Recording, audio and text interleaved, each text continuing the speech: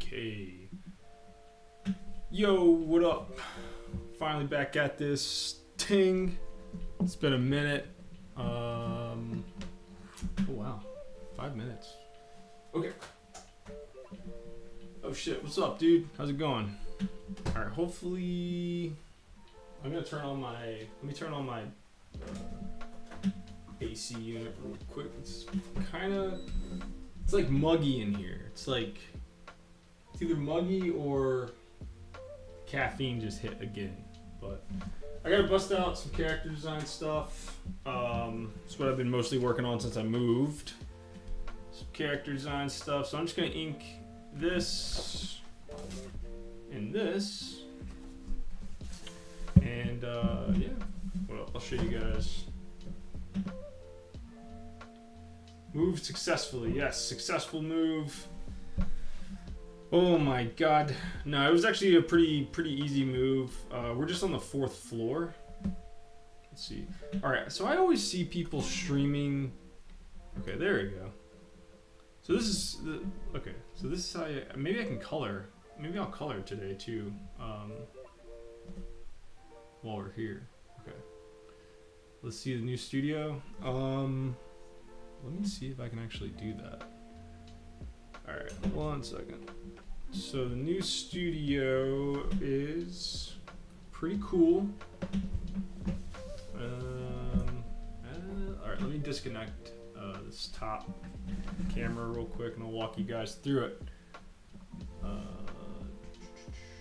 Let's see which one it is. Okay. I'm gonna have to, well, alright, so new studio is pretty bare bones. There's a nice brick wall. I'm keeping, yeah, I don't know. I'm gonna have to just take a picture, I think. Well, because if I unplug my microphone, I don't think you guys will be able to hear me. But there's really not much up right now. And I'm kind of debating on keeping it that way, but it's a really nice studio. It's very, very long, pretty wide, and I got my tables in here. I don't feel cramped like I was in my Chicago studio. But yeah, man, this place definitely rules. 4th floor walk up. That wasn't fun. But luckily we both had a little bit of money, and we just paid guys to move us in.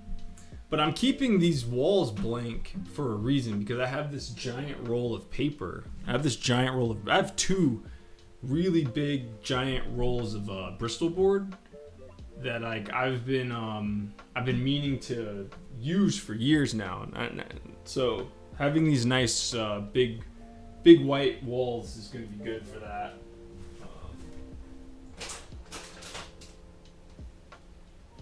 Trying to think. Hold up. It's been like a month since I streamed last, so.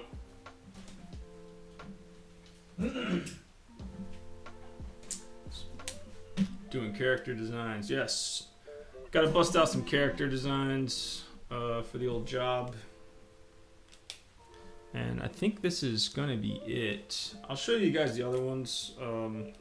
I've been keeping them pretty simple because it's kind of a wacky gig. It's like I'm designing the characters, and then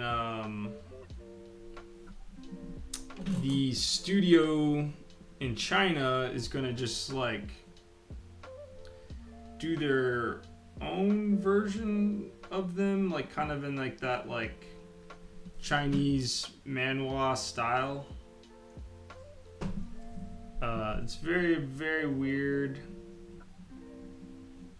How's the audio, by the way? I have like the microphone like right next to my face, so if it's very loud, let me know. Is this the biggest studio space? You know what, dude? It actually might be. It might be. Shit. Hold on. This is what's really fucking annoying. Is this goddamn string. Okay. Hold up. There we go. Okay. Audio's good. Audio's fine. Okay, cool. Yeah, I mean, it should be good. I mean, the microphone is literally right next to my face. It's being held in place by like a thumbtack.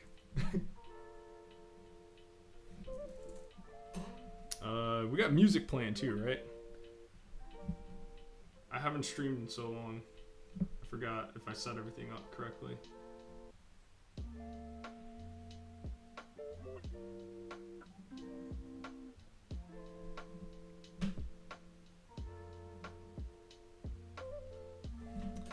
But yeah, man, we're all settled in now. It's been almost, this is 2 weeks now since I've lived in New York. And a bit of a dream come true, if I'm going to be honest. I mean, I've always wanted to live in New York. But, you know, obviously, like, it's a pretty intimidating place. So I've had the chance to live in New York a couple times, but something's always kind of like happened. A bunch of Chinese game companies making big bucks with their mobile gacha games. All of them seem to be doing the manhwa manga style. Yeah, it's very popular now. I think because of webcomics. So I mean, that's basically that's like the studio that I'm working with. Is they do like a lot of mobile games, manhwa, like webcomics.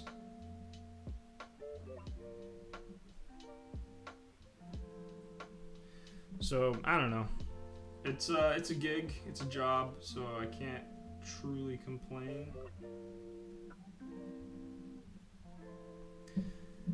They took a bunch of, it's just funny, like I designed, like, this is like the second batch of characters I've kind of designed. Oh my gosh, I'm gonna really stop trying to say as much. But they're making these toys out of these like birds that I designed. And it's just crazy just to see like the difference, you know? Like they really whittled everything down. And I'm not like the best character designer anyway, so like I'm not like taking offense by it or anything, but I'm just like, it's just like it feels weird to just like hand things off.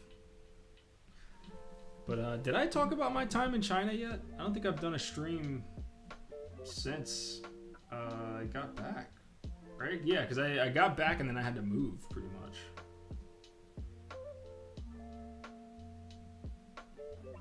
So we can talk about some China stuff too. There's a part of me that just really wants to do just like a comic based off of it.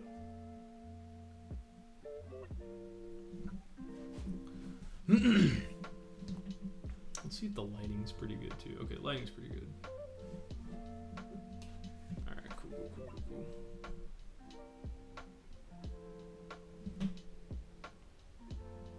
But it's funny, it's like I kind of wished, I was like, man, you know, with like nosebleed and stuff, like I really wish I had like more time to just kind of devote to character designing.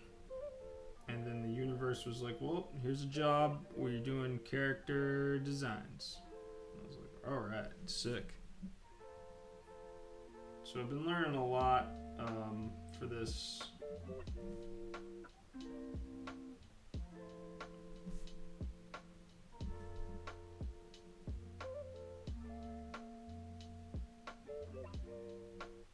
Learned a lot. But the thing with this story is like there's no like story really yet. Like I've gotten like a breakdown of like what the story kind of is, and I was just told to just go. So like all the character descriptions are like super fucking vague. They're like, this guy is he's from this thing and he's gonna do this. It's like, okay, what does he look like? And they're like, I don't know, just figure it out. And I'm like, well, this isn't really my story, so it's like I don't, like I need some pointers. And they're like, just go, just, you know, we'll just give you feedback. And I'm like, oh, great, this sounds like a fucking nightmare. But luckily it hasn't been too nightmarish. I think they just want shit done. It's one of those gigs where they're like, just give us a bunch of shit. If it looks truly horrible, we'll let you know, but...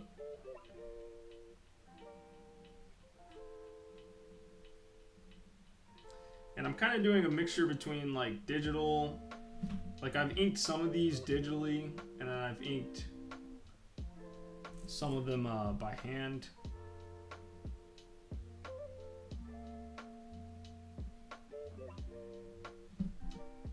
And I gotta tell you, I'm just as fast digitally inking as I am inking by hand, so I kind of just prefer to just ink it by hand. But I finally found a good brush. I did this video. I watched a YouTube video on how to just like make a Procreate brush. And the one that the guy ended up like making, like he just kind of like talks you through like, all right, here's how I make this brush.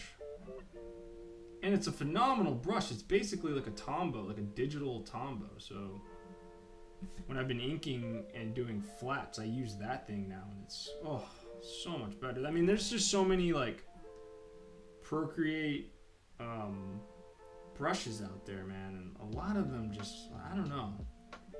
It's either just me being like an old man that's just like, oh, you gotta do this by hand. It's either that, or it's just like, I don't know how to, like, I don't know what I would use this brush for. But I've been using a lot of the brushes that I've kind of sworn off for years. I've been using those as like textured brushes now. I'll show you guys what I mean by that. I did a couple pieces this week. I did 2 character design gigs this week. Very strange. I don't know. There's a part of me that's kind of like, hopefully that'll lead to more, because I do want my character design game to go way up. My problem is that the things I want to improve on, if it's not going to be like in a comic, it's very hard for me to, like, it's easy for me to like the last couple pages of Nosebleed, I was like, I really want these to all be like action based, because I feel like my actions suck. And I feel like I can't draw cars, so I threw some cars in there. And I was like, my effects are like terrible right now. Like when like special effects in comics, like fire, all that stuff. I was like, man, my shit looks like dog shit now. Yo, what the fuck happened?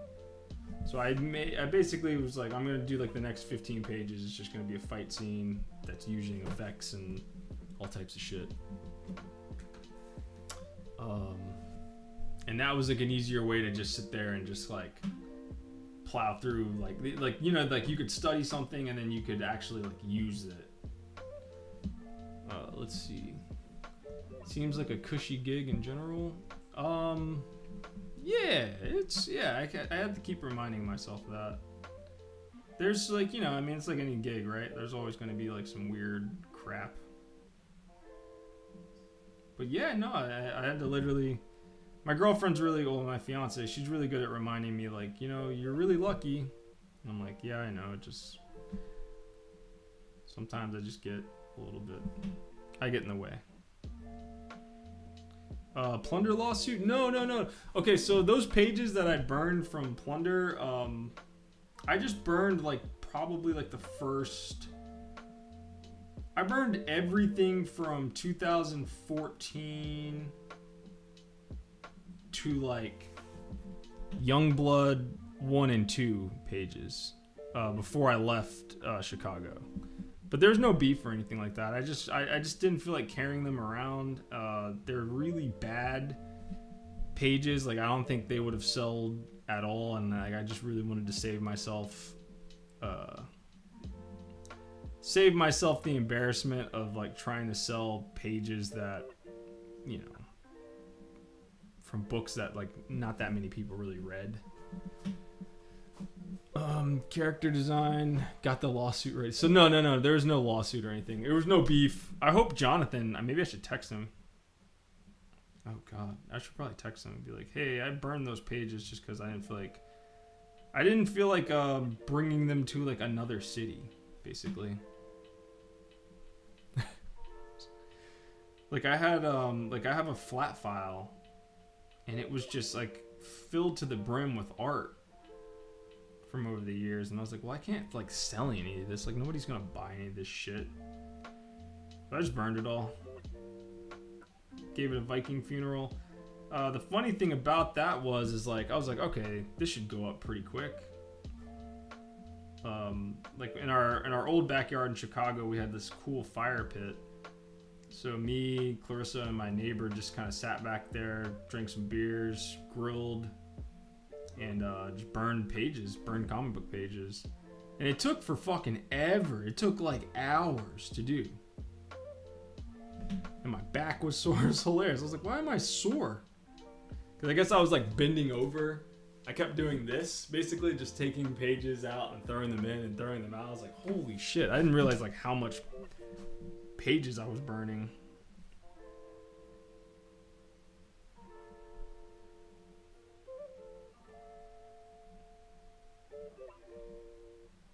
But I kept the funny thing was when I was burning stuff, I would come across a page every now and then, and I was like, oh shit, I should have kept that. That was a good one.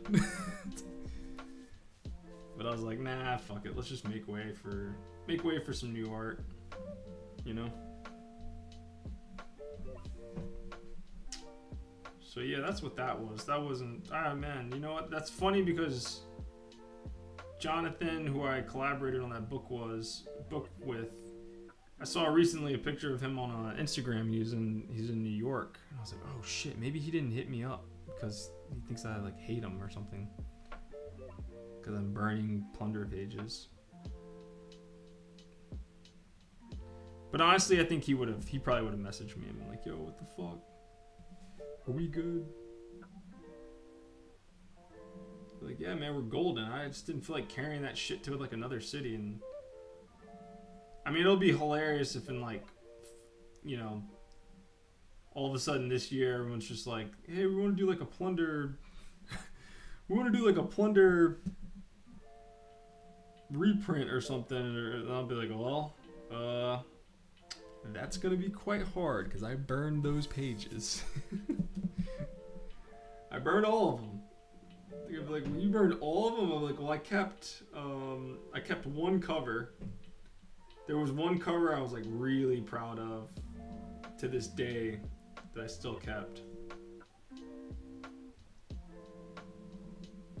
So kept that. Everything else got tossed.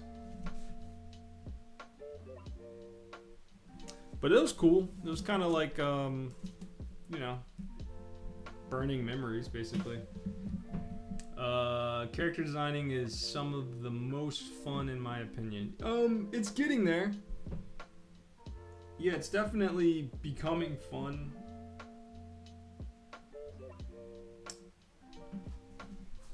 It's definitely challenging. I don't know. I mean, it's like, but the way that I've kind of made it fun is I really like making the inspiration boards.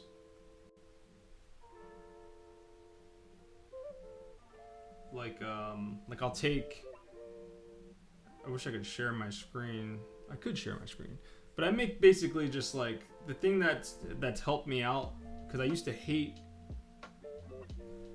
to really hate doing character design, because I was just like, I don't know when to stop, and you know, I have all these tabs open of things that I'm drawing from, and I don't know, I just really couldn't figure out like a workflow for it.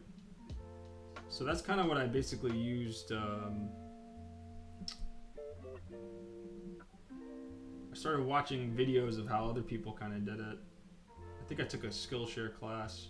Oh shit, I need to cancel my Skillshare, by the way. They're about to charge me like $1 billion. I took a Skillshare class, and one of the classes was, it was like character designing, but like using other people as inspiration. And we made like you know, just a big ass. You just take all the references that you want, like all the clothing design, everything like that, and you just throw it into Photoshop on a big board.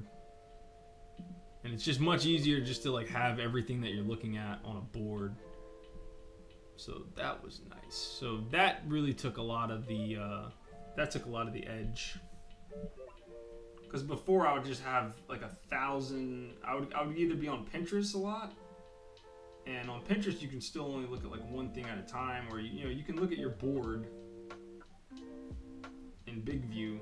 And I still use Pinterest a lot, but yeah, the Photoshop, making your inspiration board in Photoshop is like the game changer.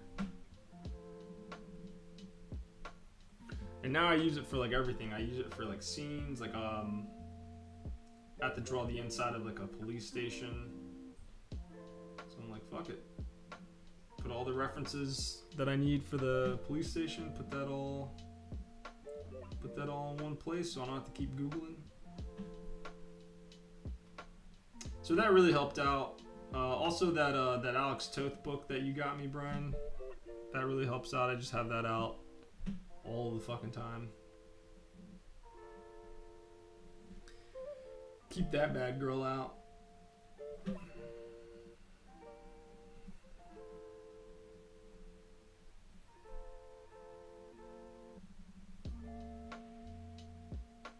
But now I just have Toth like floating around in my head now. I'm just like, he would hate this shit, dude. If he saw what I was doing, he'd be like, this design has no soul. What is this crap?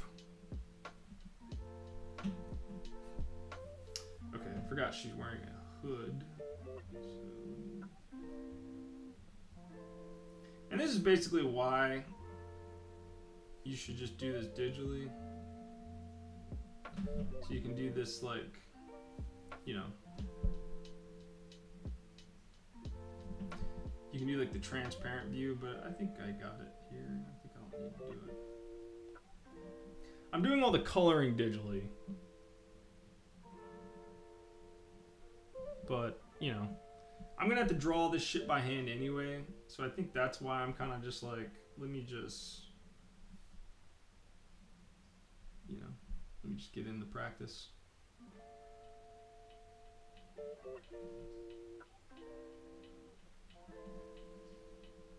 But I think if I were to actually try to, go for a character design job, I don't think this would fly. But this is just for a comic that I have to draw anyway, so. Boom! That's why I'm doing it by hand and then coloring it, so. Yeah.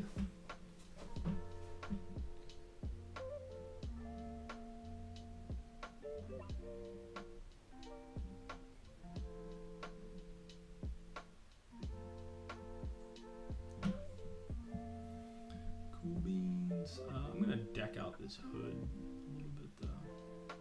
Do something. Let's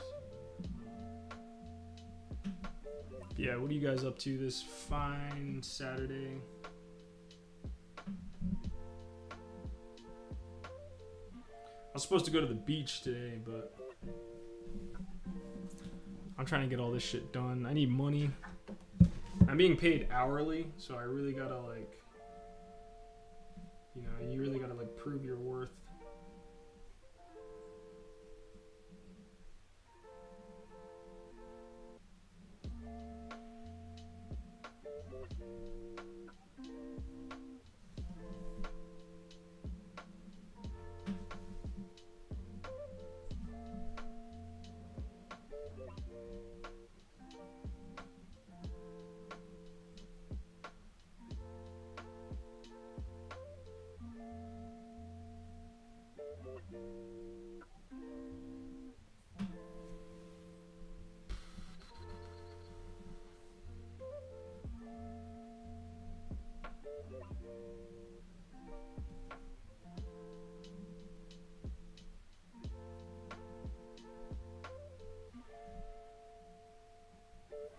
But my girlfriend and her friends are like, You should come to the beach. You should come to the beach.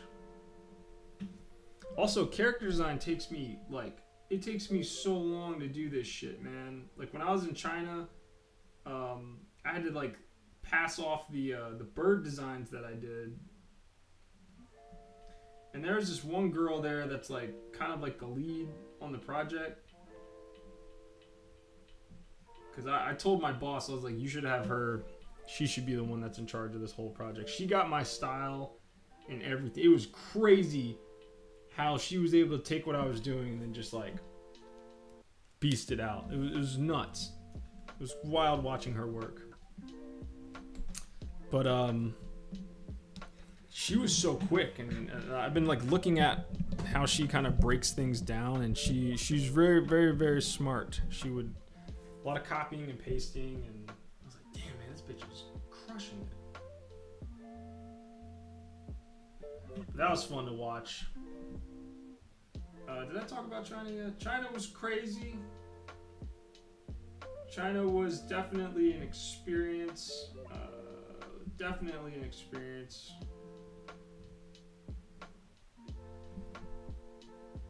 But so we all know like Felipe Smith, Chase Conley, and what's my boy's name? LaShawn Thomas. Like all these guys that have spent time in Asia doing arts, right? And you're like, why would you ever come back?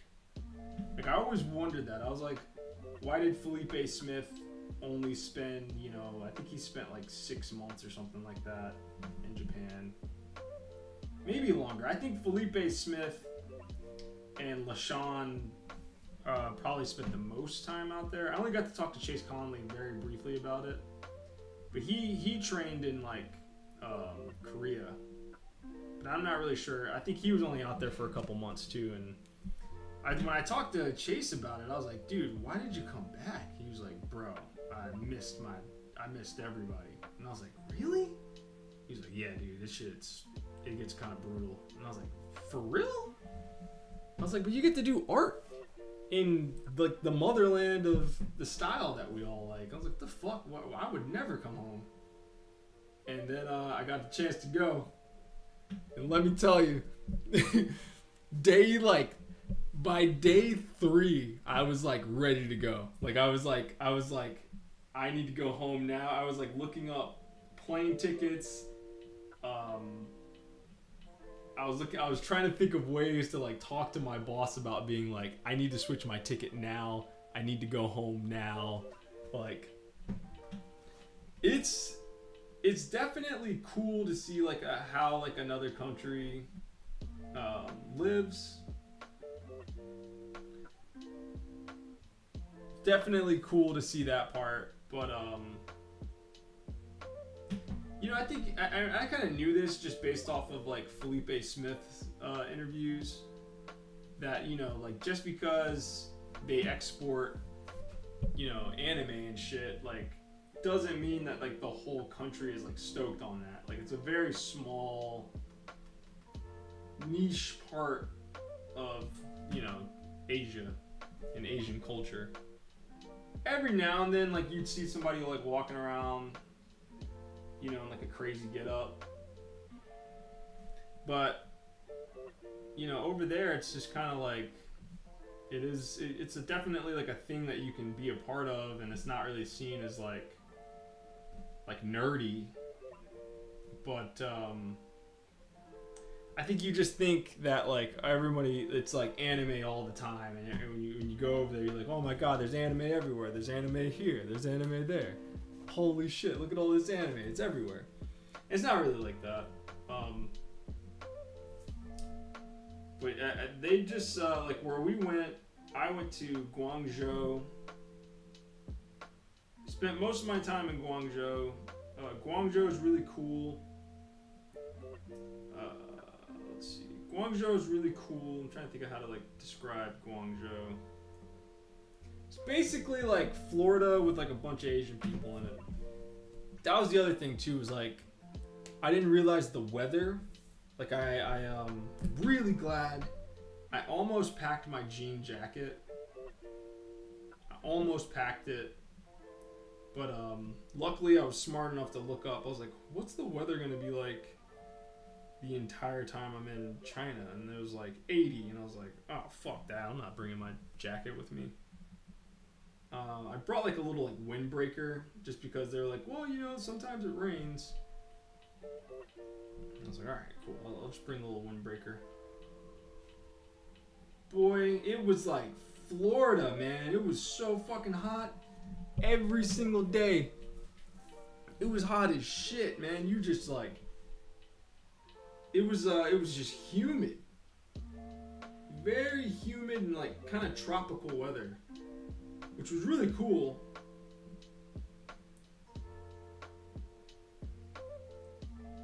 You can tell I definitely didn't do any like research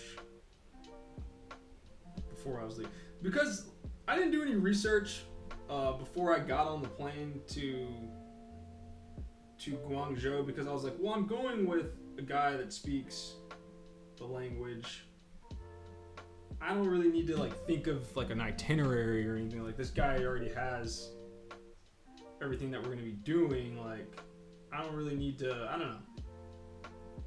Plus, like, the trip was kind of pitched that like I was just gonna mostly just be drawing the entire time, and you know, maybe be in like a couple meetings. It wasn't like a leisure trip at all. So like I just was like, okay, I'm just gonna just go with the flow, because it sounds like we're just gonna be, you know, busy the entire time and kind of moving around a lot.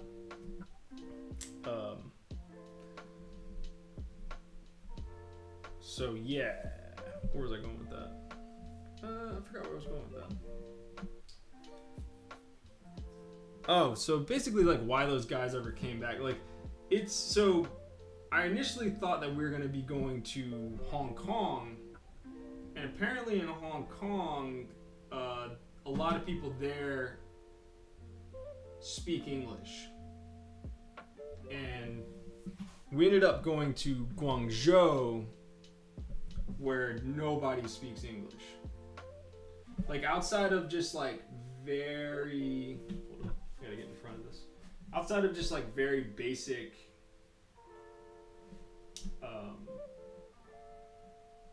you know, hi, how are you, kind of shit. They don't really speak. Like, they could say shit to you in English, but if you needed to like say anything back, they couldn't really respond. You know what I mean? Like, they could basically only tell you things in English, but they, like, you know what I mean? Like, you couldn't really like have a conversation. So that was pretty brutal to deal with, because, you know, you just can't talk to anybody. Like, you're just, and at first, like, you know, I'm like, dude, I'm a fucking loner. Like, I'm good at this. Like, I don't need to talk to anybody. Then when you're in a country where like you can't talk to anybody, it gets old very quick. It gets just like sad. You know, you're just like, holy shit, I can't talk to anybody. Like, this is crazy.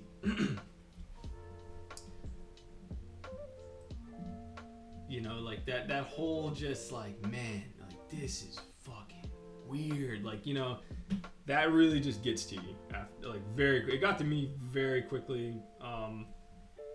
Mostly because like my boss that I went with, like, we were in all these meetings. He had me just go to meetings because a thing that is really big in Asian culture is if you have Americans with you, it looks really good.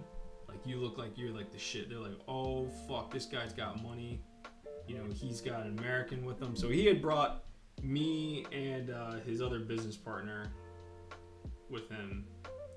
And the other guy was Asian too, but he didn't speak Mandarin. Like, he could speak very, very kind of like basic Mandarin. That was the other weird thing too, is like, there's all these different dialects. So like each city has its own dialect and its own kind of like version of Mandarin. So you really could, like, the only way you could go over there as like an expat and really just like, I don't know, live there, you would basically have to like pick a city and just be like, all right, well, I'm gonna become a Guangzhou aficionado, and like I'm just never gonna leave Guangzhou. Because like the second you leave, like we went to Chengdu, and they speak a different type of Mandarin out there. It was nuts, man. It was crazy. I gotta design this thing. Let's look up some pendants real quick. Pendants? Is it pendants? Pendants. Let me look that up. Pendants. Okay, I think this is what I want. Let's see. Kind of what I want. What's like the stuff called in armor where it's like, you know, like there's just like, I don't know, like designs, like armor designs. I need something kind of like that. Because my usual go-to is just kind of just a bunch of lines that don't make anything look really cool. Hold up.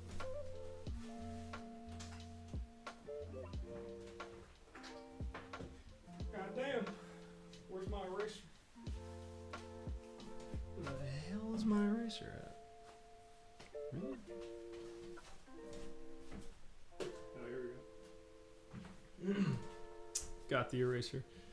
Okay. What was I talking about? I found something cool. Let's do something like this. So yeah, man, it was just like, so I was in like, I had to go to like all these meetings, and my boss didn't like explain that. You know what I mean? Like, hey man, like, you're kind of here just to like make me look cool. Like, you know what I mean? If you told me that, I would have been like, I'm probably not gonna go. I'm probably not gonna go on a, I don't need to really go do that. But that's basically the whole reason why I was there. It's just like, oh, like it just makes him look better. And you know, that's just a part of their culture. I'm not being racist, because I looked it up. I went home and I was like, I talked to my buddy, because my buddy, he has a guy that wrestles for like a Japanese, one of his buddies wrestles for a Japanese company, and he was saying they do the same thing over there. So I was like, oh, I wonder if that's like, you know, I wonder if they do that in China too. And I looked it up, and sure enough, you can rent. The thing that they do in China is that you can rent white people. Certain parts, you know, you can rent white people, and they just show up to your meetings and they don't say anything. Like you're not supposed to say a goddamn word. You're supposed to sit there and just like, you know, hang out, eat food, look good. So that's kind of basically what I was kind of there for, and I don't know, I was really mad about that for like most of the trip, because I kept having to go to these meetings. I Big Daddy D, the older Big Daddy D gets, the quicker the temper. I used to just be able to just eat shit and just, you know, just sit there and just kind of eat shit from people. And boy are those days over, because I was losing my fucking shit. I was losing my shit a lot. You know, I was just like, hey man, like what the fuck? Like why am I like I don't want to go to these meetings. And my boss is like, okay, like, you know, you can hang out at the studio and draw with them for a little, you know, for like the couple days. And I was like, I thought that's what I was here for. And then my boss is like, no, I didn't say that. Like I was like, why the fuck else would I be here? Like I don't want to. Why would I just go to like hang out in meetings and where I can't understand what anybody's saying? Like, you know what I mean? Like nobody. It was the worst thing ever to do to somebody. But it made me realize like a lot of things. Like, okay, if I'm ever in like a group setting, right? Like if somebody's sitting there and like they just can't, you know, kind of contribute to the conversation or anything like that, I'm definitely gonna be like, hey man, like, you know, this is what we're talking about, like blah blah blah blah blah. You know, like just because like I felt that, like I was like, oh man, like being left out really fucking sucks. Like it's just like, ugh, brutal. So, but we would go to these meetings with all these investors, and like the big thing they do out there is if you're trying to impress like a friend or like an investor, man, you go hog wild on food. So we went at every restaurant we went to was like high-end Chinese food, and they basically try to kill you with kindness, which sounds rad, sounds fucking awesome, but I just have like a tiny belly or something. Like I get full like really quickly. Like I don't know, it's like a couple bites of something, and I'm pretty much good. Like I'm not really like, I like food, but I wouldn't consider myself a foodie, you know. But like over there, you just eat, man. Like you go nuts. Like you just eat. They keep sending out dishes, all these dishes, and it's all like seafood, which I like seafood, but I don't really eat it that often. You know what I mean? Like I don't really eat seafood all the time. So like a lot of it is fish, and like I like fish, but my main concern with eating fish is that I'm always like, I'm gonna get a fucking parasite. What if I get a fucking parasite? What if I get one of those weird brain worms? You know, just like holy shit. So the entire time, man, we're like scarfing down fish with like the head still on it. They're like, dude, this fish right here, this shit is so rare. You're like the luckiest guy in China right now. I was like, what are you talking about? He's like, dude, this is like a rare fish. Like we live here and we've never even had this shit. Like we got like star treatment. It was crazy. So like that part was cool, but like you couldn't say no to food. Like, you know what I mean? Like I'd sit there, like in the culture, like you just gotta keep eating and you gotta keep drinking. Like, so, you know, you can't really just be like, oh, hey, I'm good. Like it looks bad. Like, you know what I mean? So I had to like literally sit there and just like keep shoveling food down your mouth and just keep being told like this is like luxury. Like, oh my God, you're so lucky that you get to eat this. Like, you know, nobody here gets to eat food like this. Like this, you know, like we're eating at like crazy expensive places. And so like that was like the other hard part, was just like, oh my God, just like trying to just keep scarfing food when you're just at capacity. Like I'm at capacity, dude. Like I'm like beyond capacity of being able to put more food into my belly. You just had to just keep doing it and keep doing it. And then motherfuckers don't drink water out there either. Like, because if I got water with me, I can go pretty, you know what I mean? I can do it.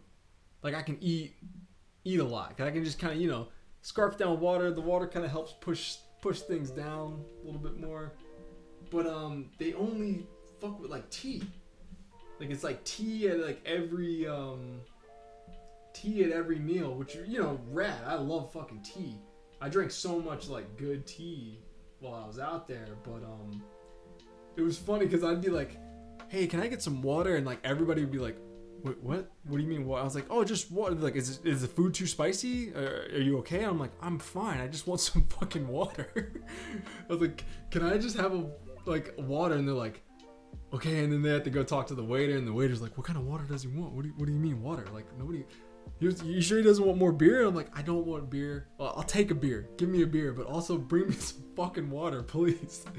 And so every time, you know, I eventually just finally just stopped like caring about the big to do of it, and I was like, water, yo. Like, yo, I forgot how to say water, but like, yo, bring out some fucking agua, like now.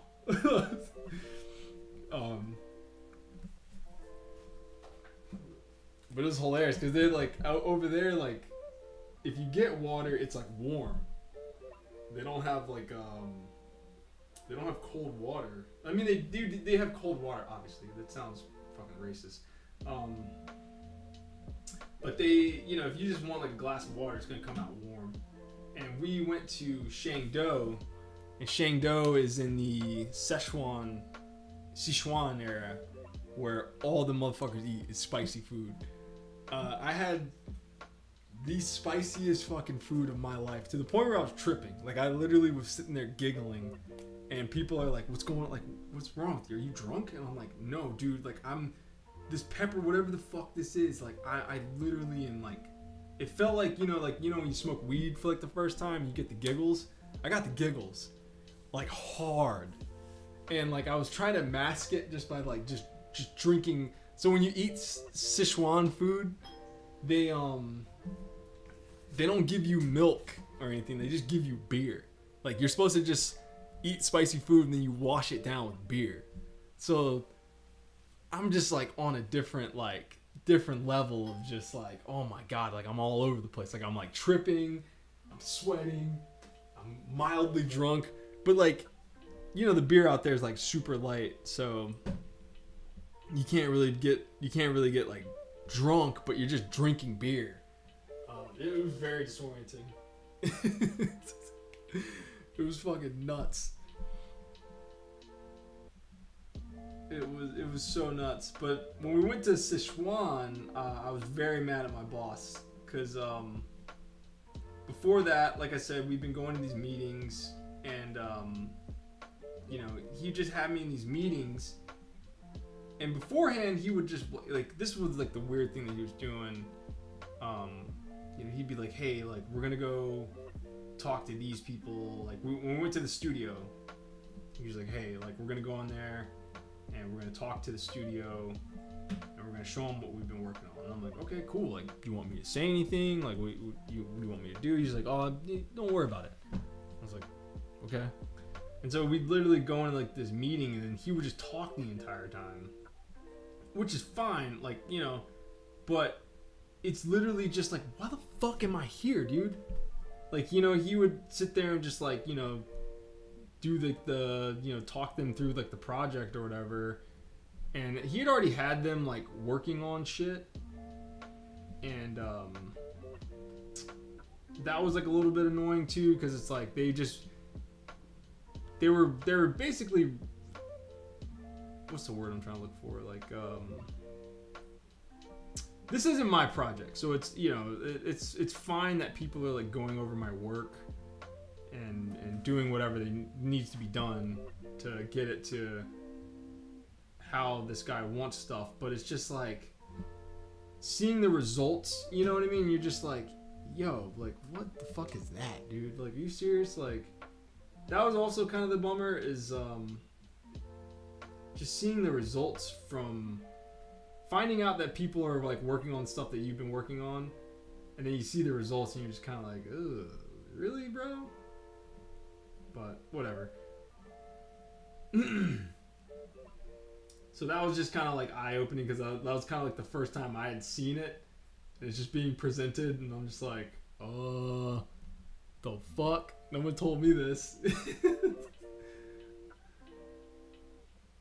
But yeah, so we just go to these meetings, and you know, he would do all the talking and stuff, and which I'm fine with, but it just was like he kind of made it seem like I was gonna go over there and like we're both gonna sit there and like, yeah, this is what we're doing, this is what our ideas are, and like that just like wasn't the case, which like, again, like I'm fine with, but don't like just tell me that, you know.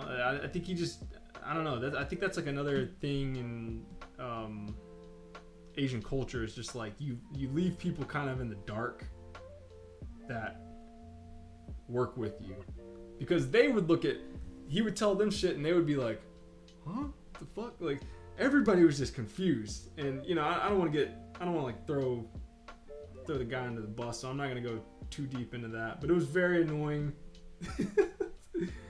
I think I could say that because he knows that, because I was like, this is fucking nuts. I just couldn't hold it in.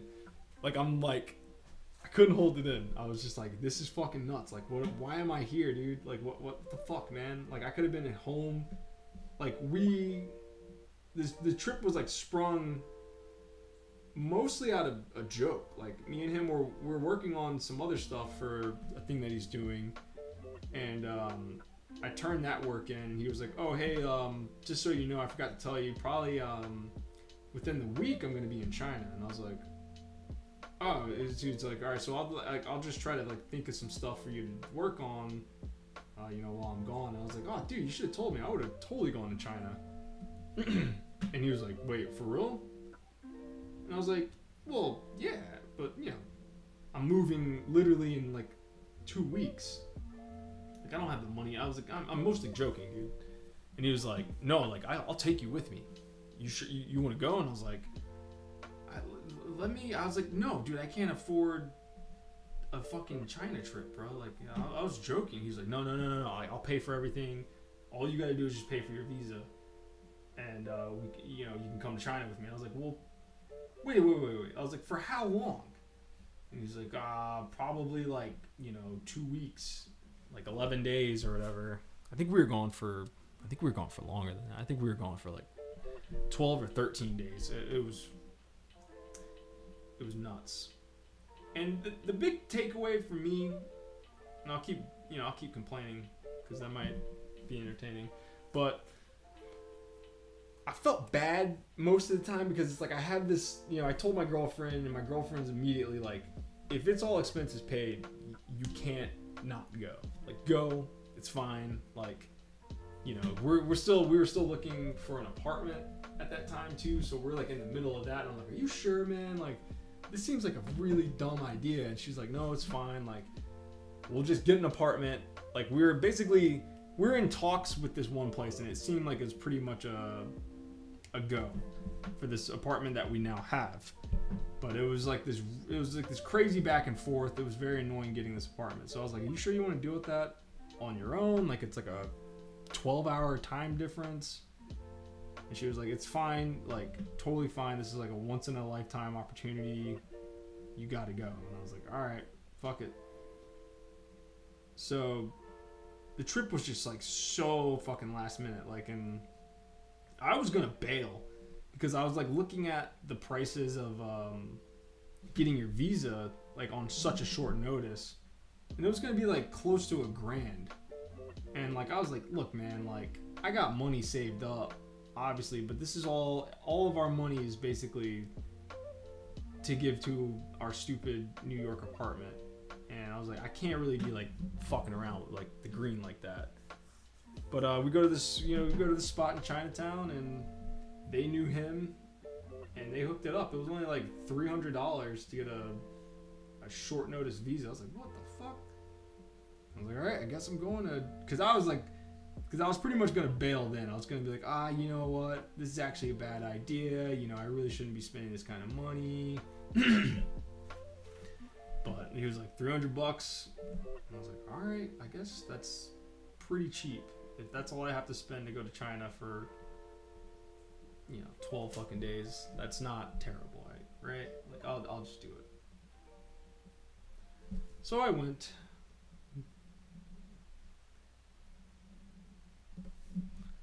Uh-oh, plug in the computer. There's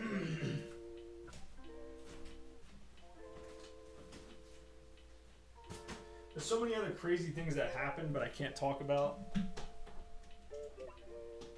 Maybe if we had like a Patreon, I could do like a Patreon exclusive stream where I talk about all the crazier parts of this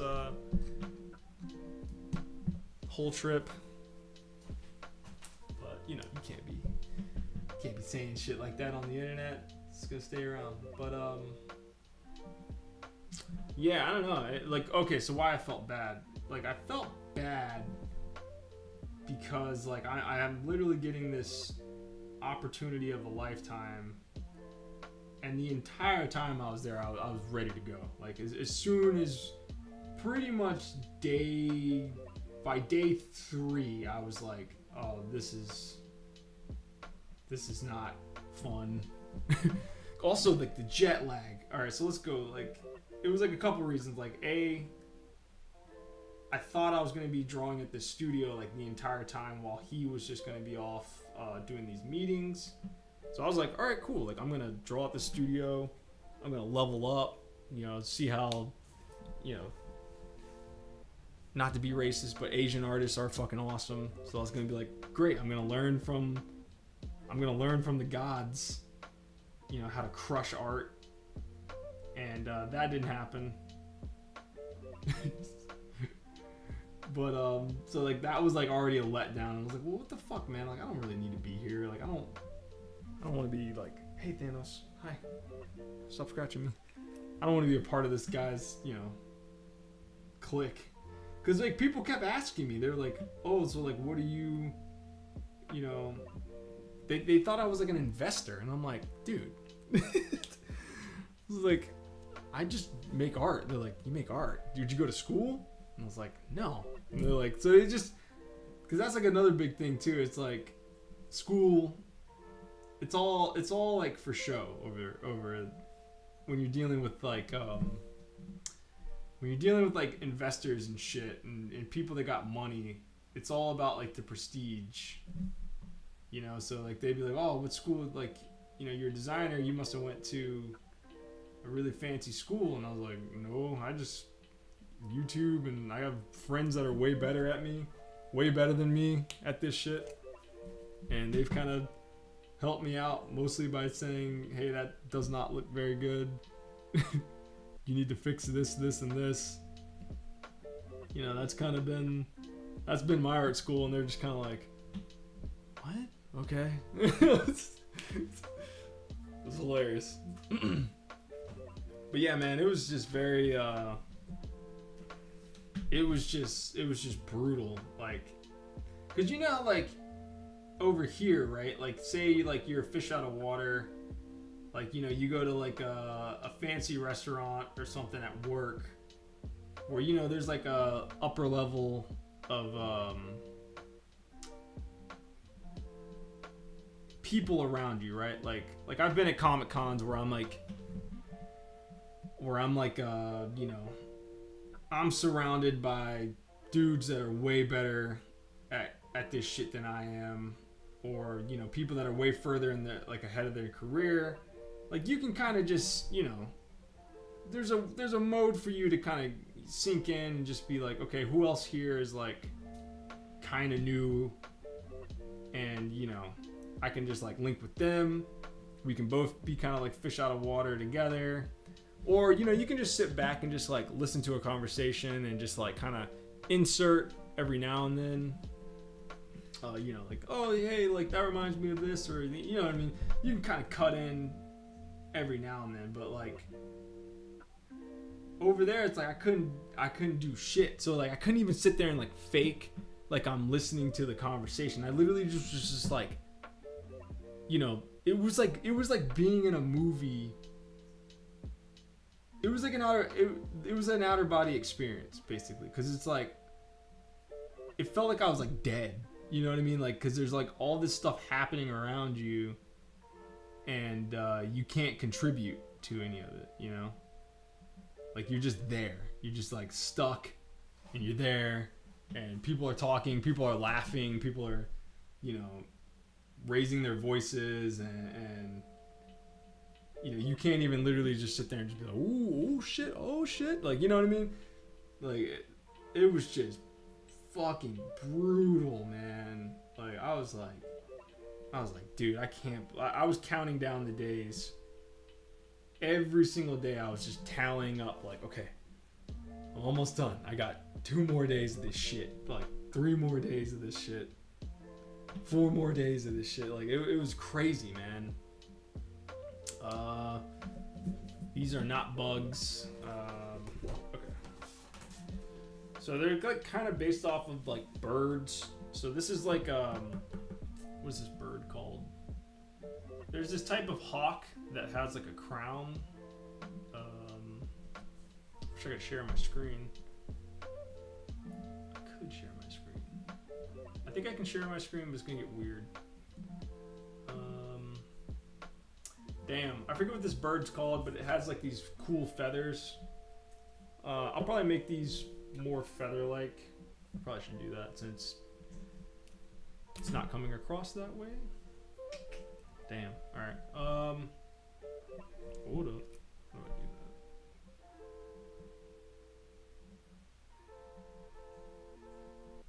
Let me get some white out. I can also do this digitally, but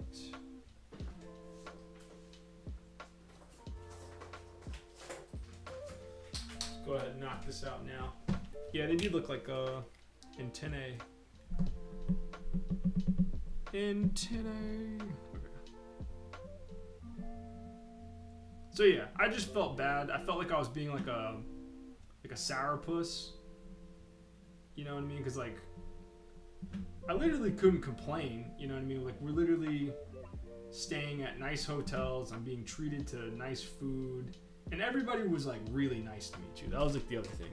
Like, people weren't like racist over there at all. I don't know if that's ever really been like a thing, but you just like, I've heard other, like, I've watched like Black in Japan videos, and that was like a thing that they would always say is like, if they're not racist here, you're just a foreigner.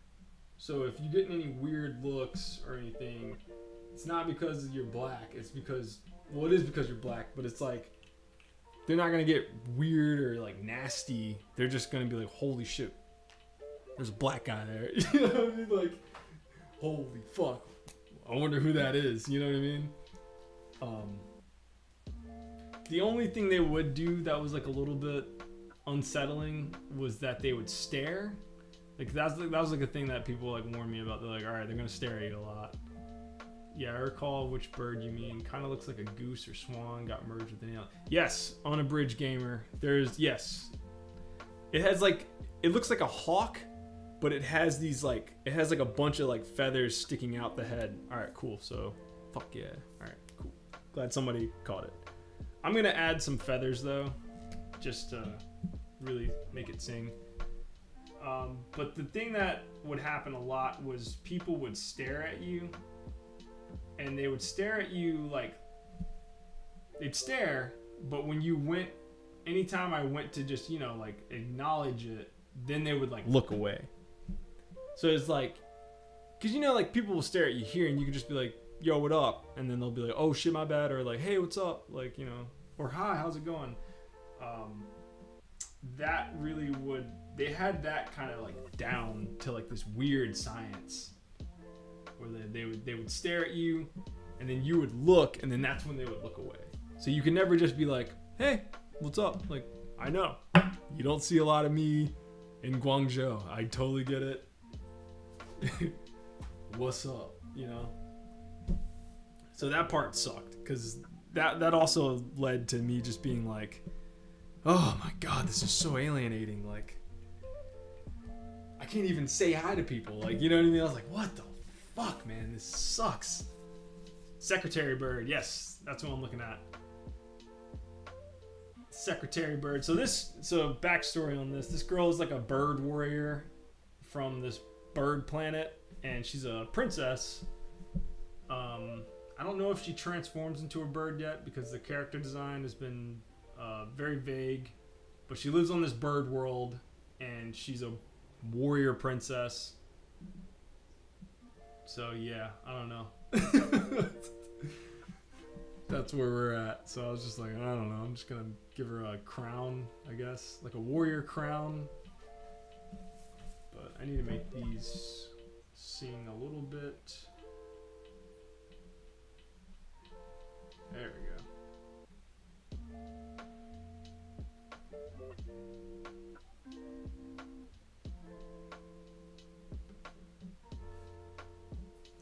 You make these look a little bit more like feathers.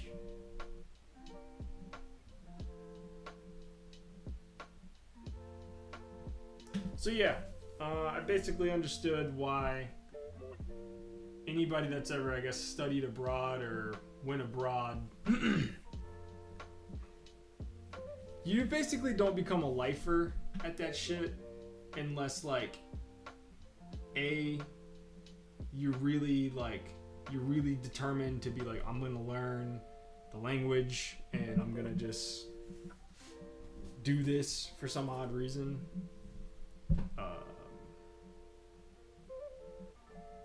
You know what I'm saying? Like,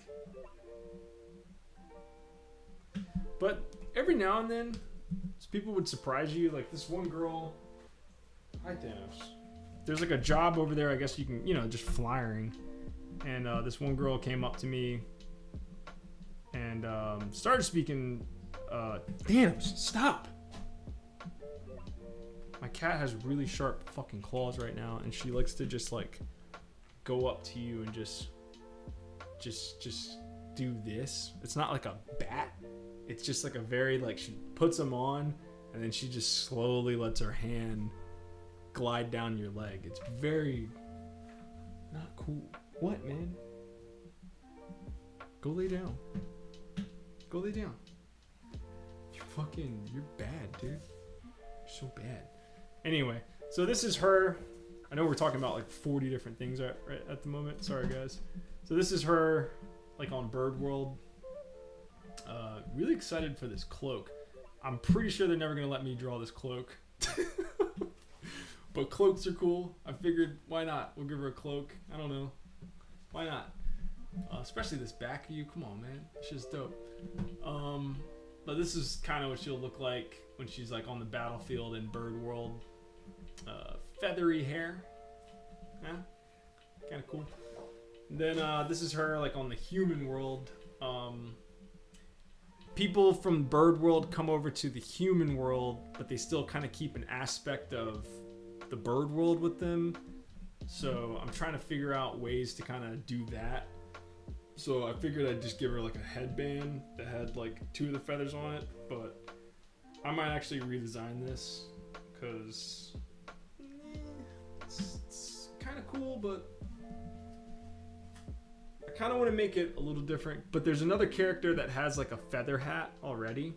Like he has like the, you know, like the baseball cap with like the feathers kind of sticking off the sides of it. So I didn't want to reuse that too much, but I don't know.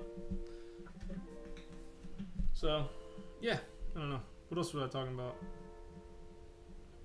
So she's always gonna have her sword on her. So I figure she can walk around with like an umbrella.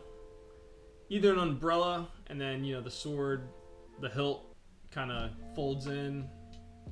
So I gotta draw that. The hilt folds in and then she can wrap it in like an umbrella. 'Cause it'd be kind of weird if she's just walking around with a sword hilt.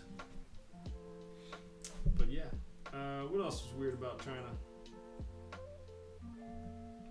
What else was weird? Oh yeah, but like every now and then, people would surprise you with English. So this one girl came up to me and was like, gave me a flyer for like a gym, and she started talking to me. I was like, what the fuck? I was like, yo, you speak English? She was like, yeah. I was like, yo, we could have been. I was like so excited to talk to another person, but she was like, oh, you know, I have to keep working now, and I was like, dang, it would have been nice.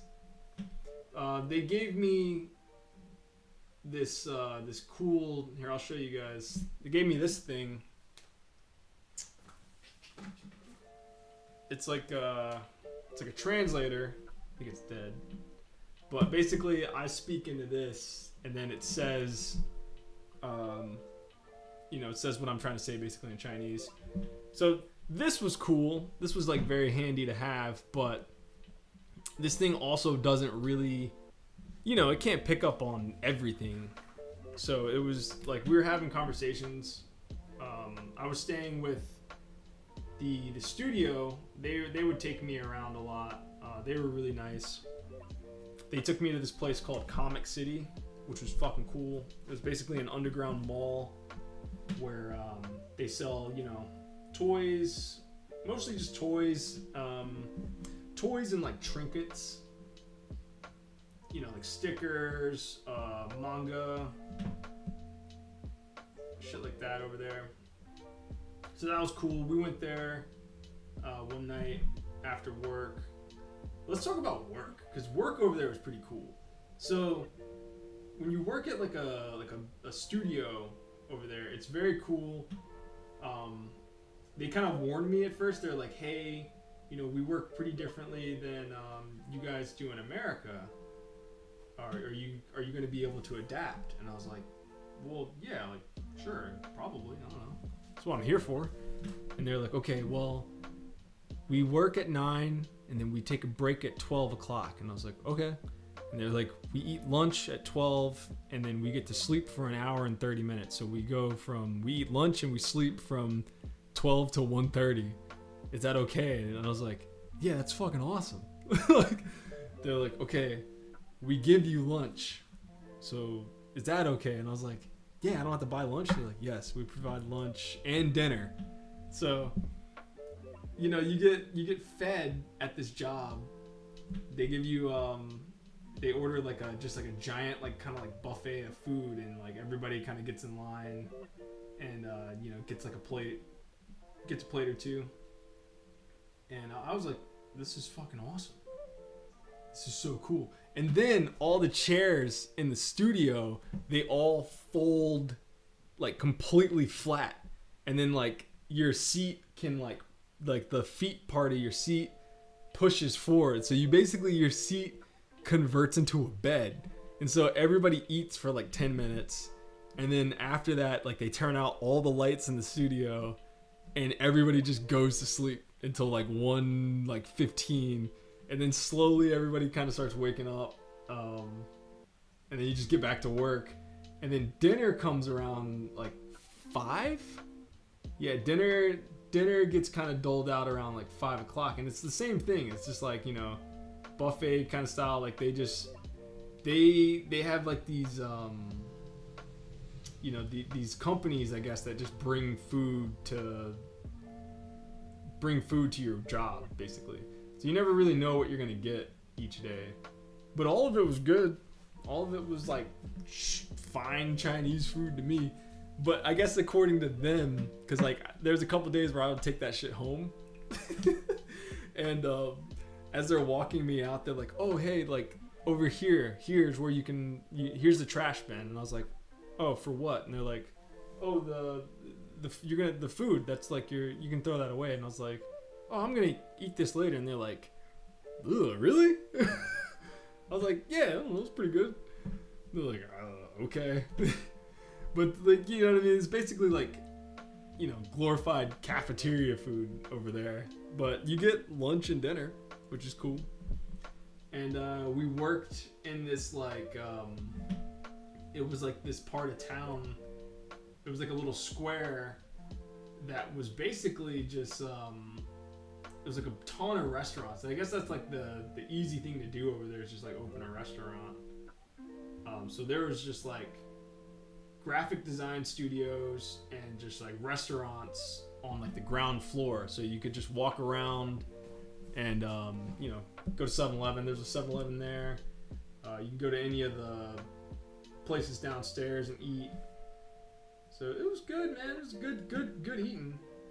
I ate nothing but crazy shit the entire time I was there. Like it was like, I don't mean any disrespect by this, but it was like every meal was like, I think they were trying to fuck with me. You know what I mean? Like they were trying to be like, you gonna eat that? You know. So like all the food we ate was just like crazy shit. It was like, yo, this is like abalone, you know, like crazy, like this is like spicy abalone. And like, have you ever had abalone? And I'm like, I have no idea what that is, but I'm gonna eat it. So I basically, when I got there, I was like, all right, because they're like, what are you allergic to anything? Do you have any weird like food things? I was like, the only thing I don't fuck with is egg.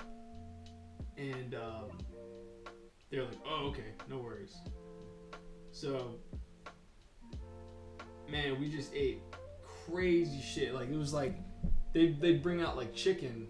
And you'd be like, oh, cool, like chicken. And they're like, oh, it's actually chicken gizzards. And you're like, oh, what the fuck, man? You eat it and it's good, of course. But you're just like, chicken gizzards? What the fuck, man? And they'd be like, oh, here's liver. There's like chicken liver. Here's, you know, here's chicken feet. I ate so much chicken feet. But a lot of it, man, it's like a lot of it is just like spitting out stuff like the entire time. Because like they don't like debone. They don't like debone the meat over there. So it's like they'll just throw chicken onto the grill and just like chop it up. So like you're constantly just like you like spitting out bones all the time. Just constantly just spitting out bones. I had bullfrog. Bullfrog is bullshit. It's nothing but bones.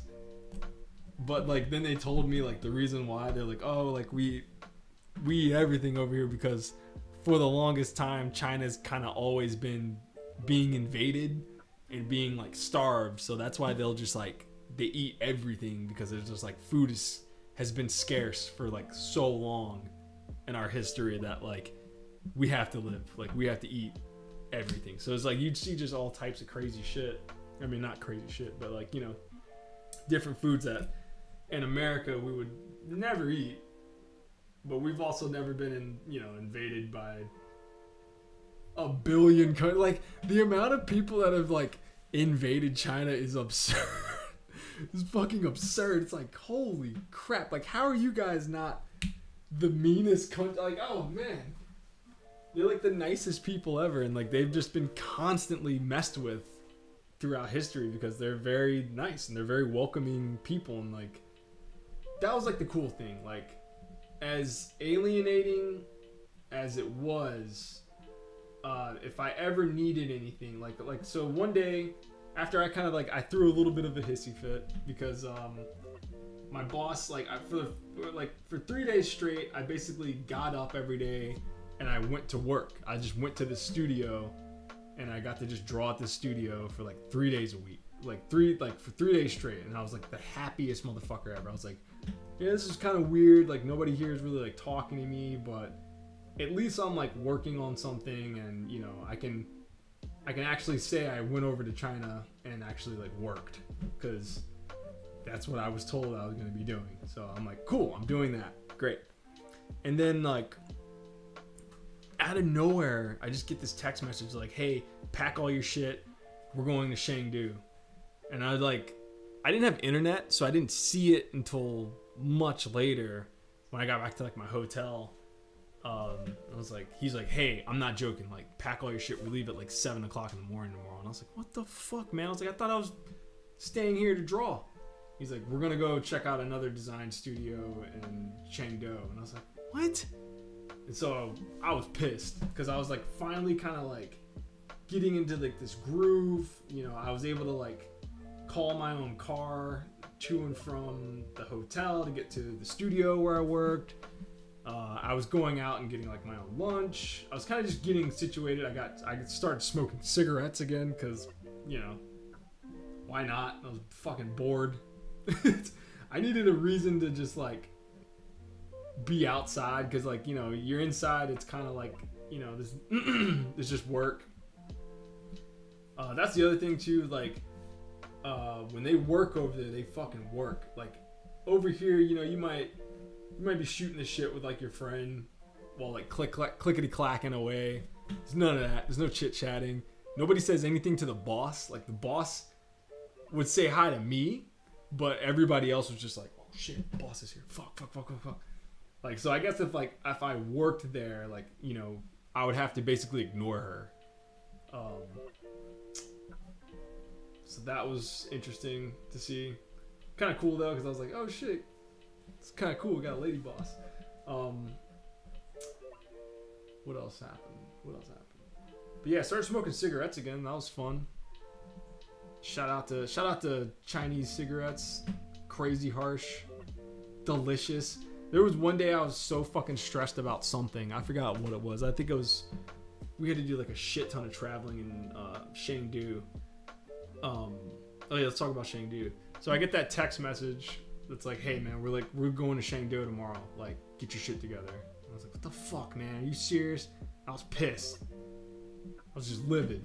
And I didn't do any research on Chengdu because I spent the whole night trying to look for a emergency flight home. I spent like most of the night looking for like a way to get out of this and just like go home, just because I was just like, hey, I'm fucking done. Fuck this trip. I don't want to be here anymore. Like, this is fucking stupid. Like, I don't need to be in these fucking meetings. This is fucking dumb. No eggs. I don't like eggs. Yes, they make me very sick. It's weird. I don't know why it happens, but it happens. Yeah, it's weird. But so we go to Chengdu, and I didn't realize that Chengdu was like far as shit. Cause like we just hopped in a car. Like, I woke up the next morning, got into a car, and we just started driving. And everybody's like trying to talk to me, but I'm fucking pissed. I'm baby Derek at this point. baby Derek has come out. I'm just like, I'm like fucking mad, dude, because I'm just like, what the fuck is going on? Like, nobody's telling me jack shit. This whole trip is a fucking weird mess. I hate it. I hate everything about this trip. And luckily, I'm smart enough to never leave my passport in the hotel. Like, I always had my passport on me, like, at all times. And so we're driving and we're driving and we're driving. And like 30 minutes passed. I was like, man, what the fuck are we going? Like,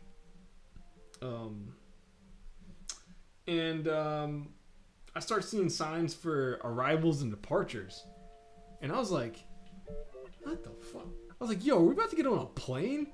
And the guy that my boss has like this this guy that was also from Chicago. His other business partner. This guy and me did not get along very well. He's one of those guys that just like has money. You know what I mean? It's just kind of like always just had money, I guess. And they don't really know how to like talk to you. They kind of just say things at you. I don't know if this is like a money thing, but the only people I've ever met that act like this are like people that have money. And so he was like that. And he goes, "You're just now figuring out that we're flying? Are you serious?" And I was like, "Yeah, dude, I don't have fucking internet half the time. Like, you guys told me this at like 10 o'clock last night." And by the way, the jet lag was brutal. So anytime Tyrell Cannon's in the house, what's up, baby? Anytime I like went back to the hotel, like I immediately passed out because the jet lag was so fucking brutal. But by the time this guy came into the picture, I was done being like a nice, cordial guy on this trip. So he says that to me. I snap on him. I was like, "I didn't have fucking internet, dude. You guys told me this bullshit at 10 o'clock at night. No, I didn't do research on Shangdo." And the car kind of went quiet.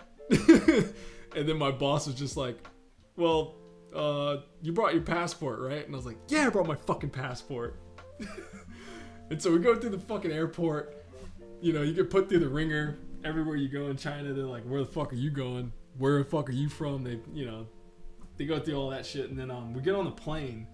And I realized I was being a little bit of a dick.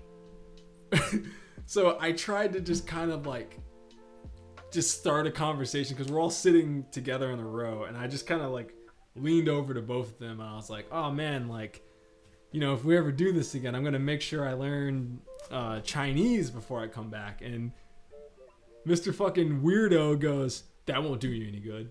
And he says it like looking forward. And I was like, "Why wouldn't it do me any good?" He's like, "Oh, well, everybody speaks Mandarin and they all speak a different dialect. So it wouldn't do you any good to learn Chinese." And I was like he was saying it, but this is the thing about him. He also spoke only Chinese. So he didn't know what the fuck was really going on in these meetings either. And so I brought that up. I just snapped on him again. And I was like, "Oh yeah, Mr. Guy, you know that language that you don't even fucking know? That's the language that I'd have, that's where I'd basically be at." And then I turned to my boss. I was like, "Yo, what's up with your mans, dude? Why is he trying to fucking big dog me on the plane?" Like, I'm just like, I've lost my fucking mind at this point. I was like, "What's up with your mans, dude?" Like, I literally said that. I've never said that in my life. I was like, "What's going on with him? Why is he fucking big dogging me?" And he's like, "It's cool, just calm down, it's fine, just chill." And I was like, "Whatever, man." I was like, I was like, what's this fucking problem, man? And they're like, "It's fine, it's cool, just be cool. Like, I was like, "All right, whatever." And I just put my headphones on and I couldn't help it, man. This guy was he was poking my buttons, man. And the very first time I met him was they showed up to the drawing studio that I was at, because like I hadn't seen my boss in like 2 days at one point. Like, he was just going to like all these meetings, and I was just like, at the drawing studio just drawing with like the crew. And he comes in and he introduces himself. He's like, hey, I'm such and such. Like, I'm like, oh, hey, what's up, man? I've heard about you. You know, how's it going? It's just like rich people don't know how to talk to you. So instead of him just being like, oh, like, he asked like a general question. He's like, oh, like, what are you working on? He was like, what are you even like working on? Like, he asked it like that. And so I immediately just didn't like this guy. I was like, bro, what are you pressing me for? I'd like just met you. Like, he like was pressing me because I guess maybe he might have thought that like another English speaker was going to be going to these meetings with him so that he wouldn't be the only person there, also not being able to speak Mandarin. But I was like, yo, I don't want to go to these fucking meetings anymore. Like, I was like, yo, I'm done. I don't want to just sit there in these meetings while everybody's speaking Mandarin and I don't know what the fuck's going on. And I'm just like stuffing my face and getting mildly drunk. I was like, this is bullshit. I don't need to be here. I thought I was supposed to be here for drawing. So I don't know, man.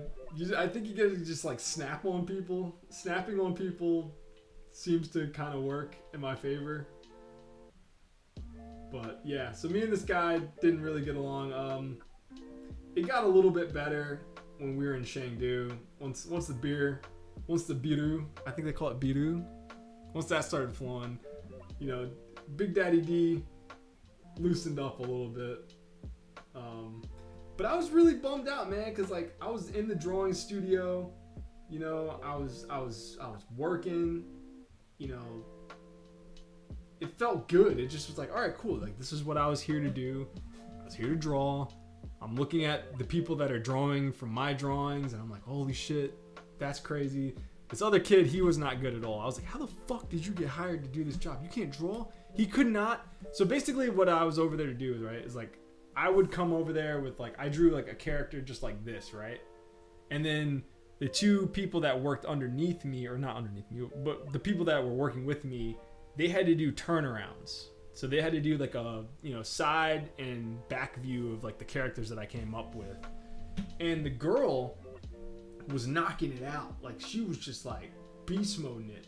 She was doing my type of like shading and shit. It was crazy to watch. I was like, how the fuck? I was like, this girl is just like crushing it. Like, she knew how to just like turn my bullshit designs in space. It was crazy. I was like, wow, she's a beast. And then the guy that I was working with, though, like, he turned my designs and like they would just look completely different. And I was like, hey man, like, look at what she's doing. And then like do you see how hers still looks like the initial design? And I had to keep like trying to tell him, and I like, hey, you got to turn things in space. Like, he didn't know how to like turn objects into space. It was crazy. But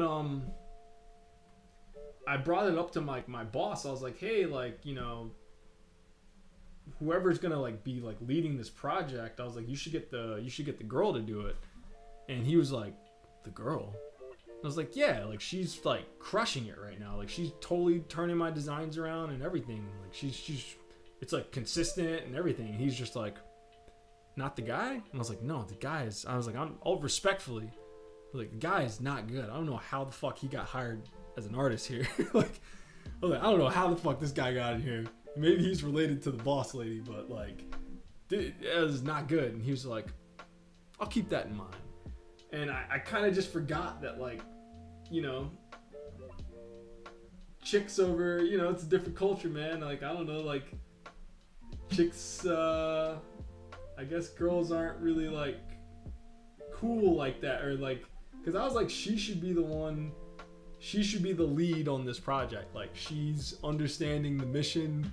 She understands what needs to be done here. She's getting it. He's not. I'm having to constantly go back over his work and like redraw it and then show him what I did, and then he's still not getting it. But yeah, that was weird. And I'm not, you know, a feminist by any means. Well, I mean, I am, but I don't know, not like a, I don't know, male feminists bug me. But that made me be like, that made like all the feminism in me really rise up, because I was like, what, dude, are we seriously in 1950 over here, like girls aren't as good as dudes. I was like, what the fuck is going on? Like I started getting like that. Sorry, I got on my Apple box. It started being like, yo, for real, dude, you really gonna not give this girl the fucking job? She's way better. She's better than me. She's making this shit look cool, man. And I was like, I suck compared to this girl. But when I got back, she is the lead. So I think luckily, yeah, that happened. So yeah, I don't know, man. China was a trip. What else can be said? Yeah, I totally understand why like Felipe Smith and them dudes came home though.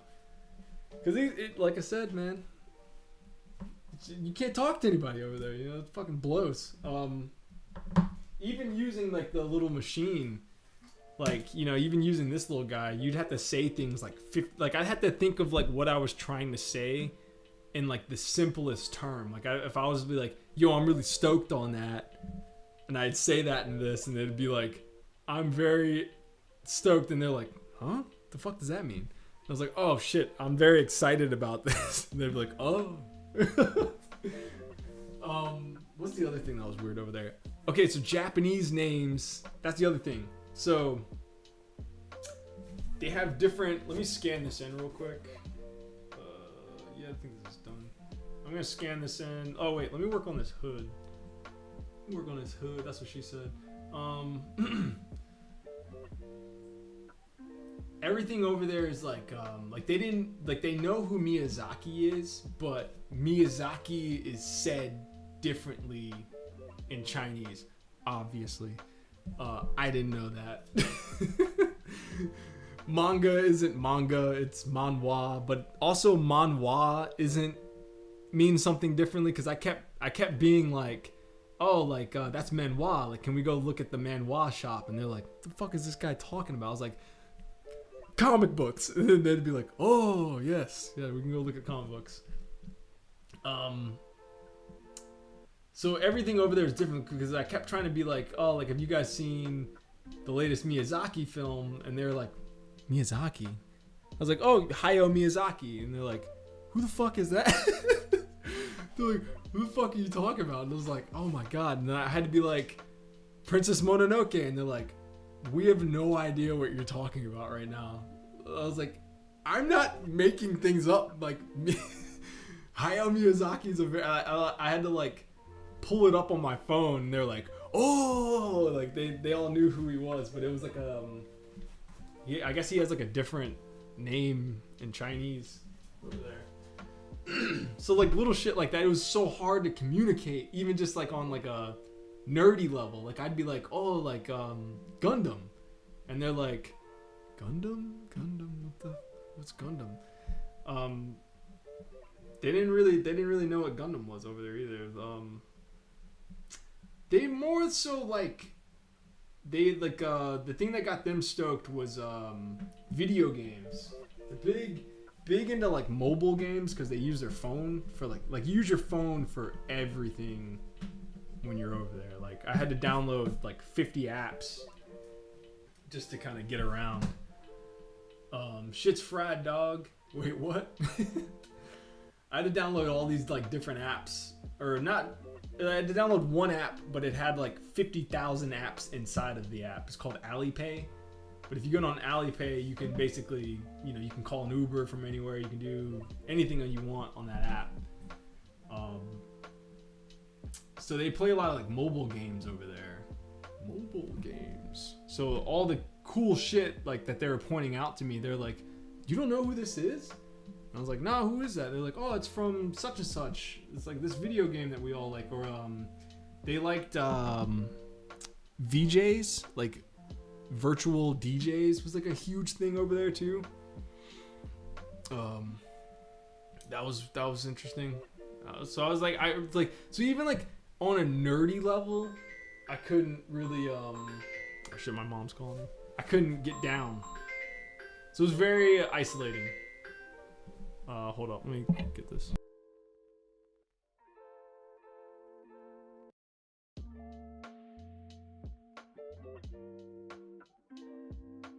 just gonna keep ringing. I'll call my mom back later. It's fine. What was I talking about? Yeah, I don't know, man. Shit was weird. It was cool, but yeah, it was Dungeon Fighter Online. Yes, that was a big one over there. But here in the West is extremely niche. Yeah, dude. They also didn't really like we went to Comic World or Comic City is what it was called, and like I was going ape shit over the Gundams, and they were just like, Gundam. Like they'd never heard of like Gundams before. I was like, what? For real? There's a Ultraman. Ultraman is huge in China for some odd reason. Dungeon Fighter does rule. I remember we were really stoked on that, Brian. You remember that? Dungeon Fighter came out. We were pumped on that game. Then crickets when it came out. Yeah, Ultraman is having a moment in China right now. It's crazy. Like everywhere I went, there's Ultraman toys, Ultraman Snickers, Ultraman Slurpees. It was fucking bananas, dude. And so I was over there buying Kamen Rider shit. Let me show you guys I'll show you guys the Kamen Rider pool. Let me take a quick. Let me ask the audience. Jesus Christ. What do you guys think about this hood? What do you think design-wise should go on this hood? Anybody wants to drop any? Anybody wants to drop any ideas in there? Let me know. I'm looking at a bird that she's kind of based on, but the bird is very simple. Like the secretary bird's only features are those feathers, which I've already used for her crown. I might mess up her crown a little bit too. I might add some shit to that. But yeah, I'm really bad at like designing like the little parts of shit, right? I'm not that good at that. I'm learning. I don't fucking know, man.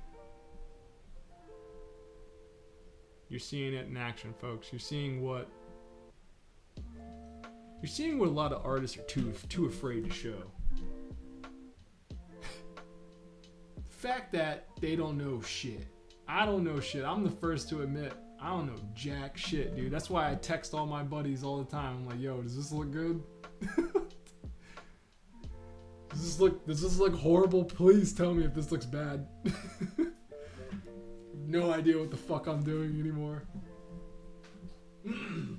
No, I feel confident most days, but I'm not above people telling me, hey, that looks like jack shit. I had a buddy do it to me the other day unprompted. I was like, oh shit, and it actually helped. It always helps, but you know, I usually ask. So that was nice. I was like, oh shit, thank you. Some very drastic change. I was like, oh my god, I don't even see any of that.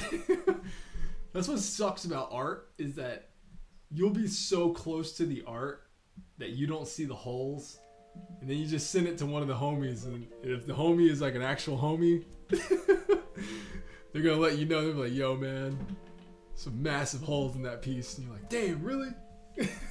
Fuck. I gotta do this shit over? Alright, cool. Alright, let me scan this in, and then we'll color this up. I'm probably gonna add some more shit to this, just gonna do it digitally. Woo, clean line Derek. Let's go. Here's another one that I did yesterday. This is a girl who's Japanese. She's like a Japanese exchange student. Love this face right here. God damn. You just want to kiss her. What else is in here? Here's another one. This guy was supposed to be the main character. They wanted like I did a version of this where he's like not manly, and then they were like, we want a manly version.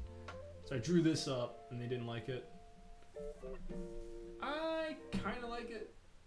I think it's interesting, sort of. I don't know.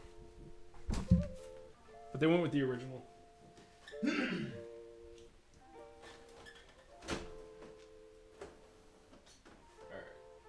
Scan this shit in real quick. Should I share my screen? Do I have like a share screen? I have a screen capture. Okay, hold up. Alright. I could share my screen while I do this. Otherwise, we're gonna be looking at my dumb face. What else could I work on? I have this Common Rider piece I've been working on. Hold on. Where the hell is it? Okay, I'll show you this. So this is another character design job I had to do this week. This is for a fighting game character. I tried giving him Kenshiro eyebrows.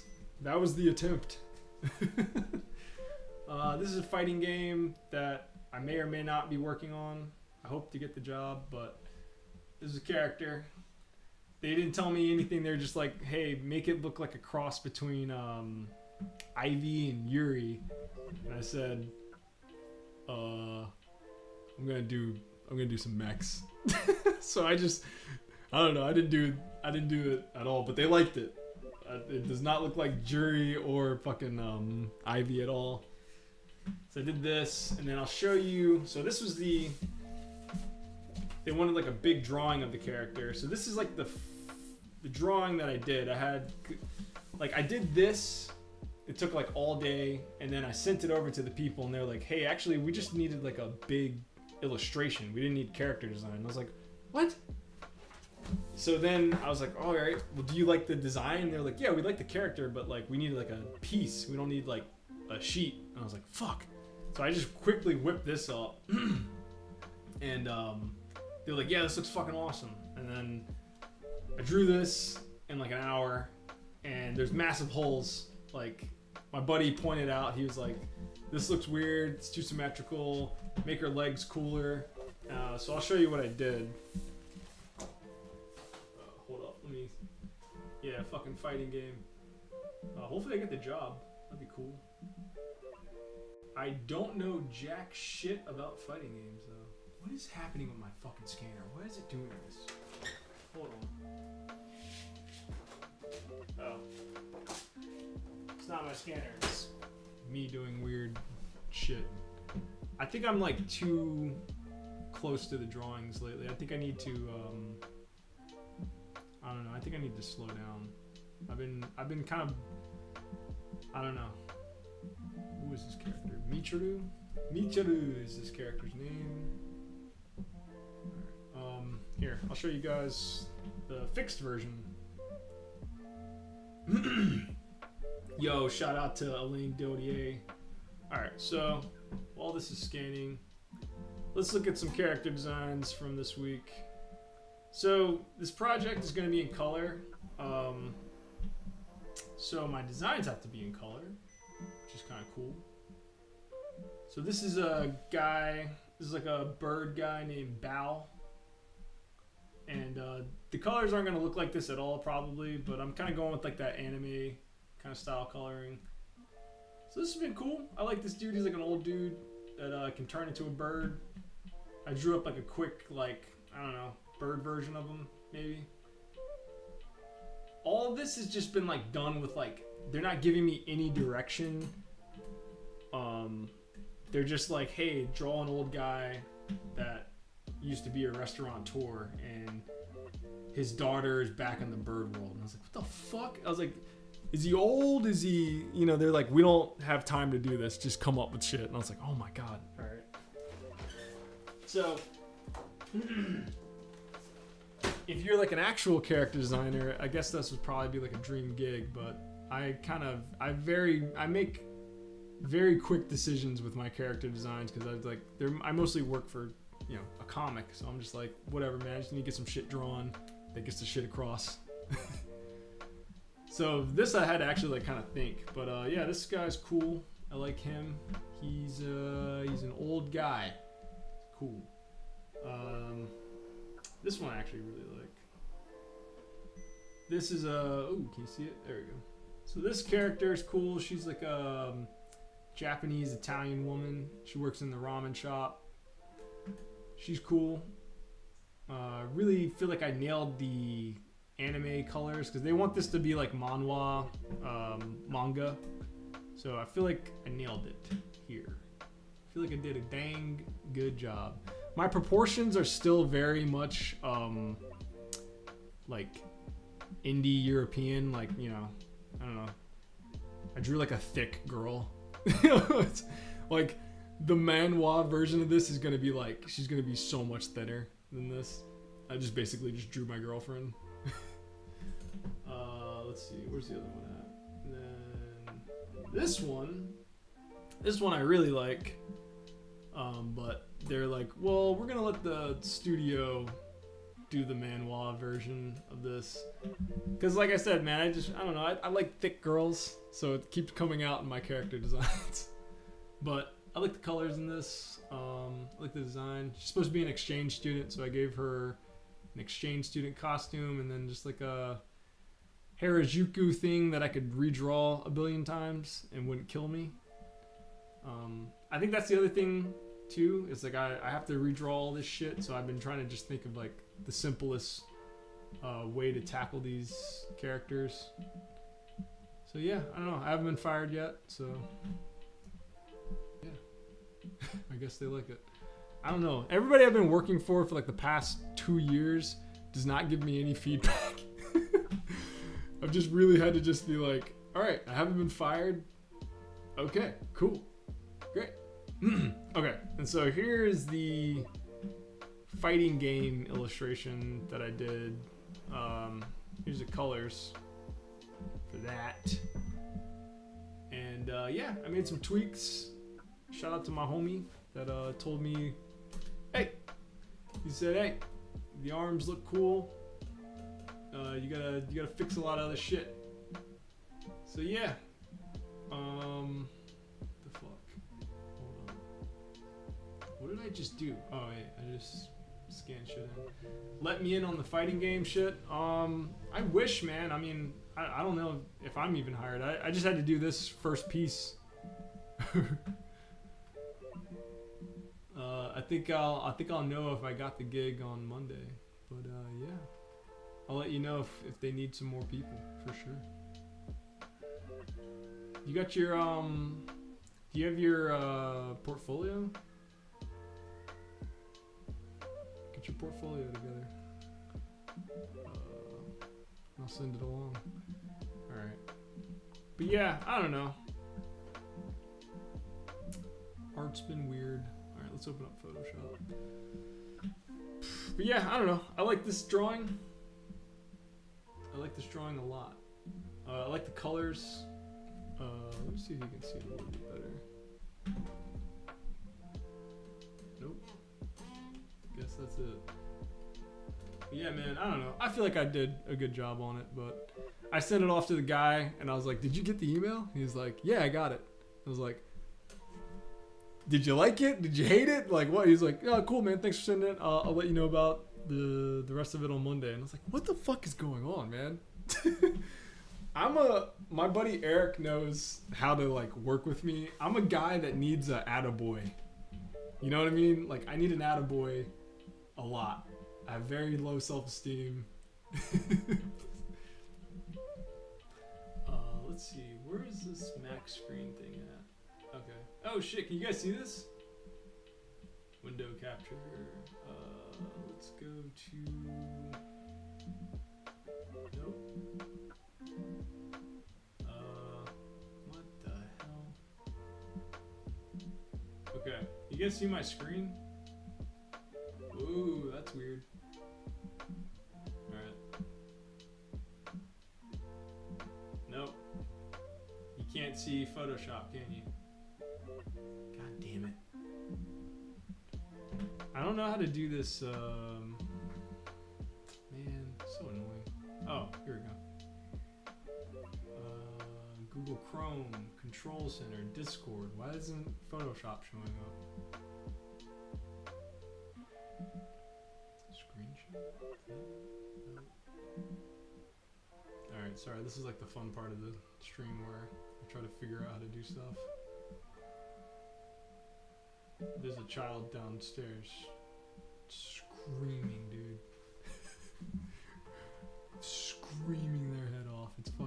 Okay, can you guys see my Photoshop screen now? Someone let me know. Someone in the chat. Oh.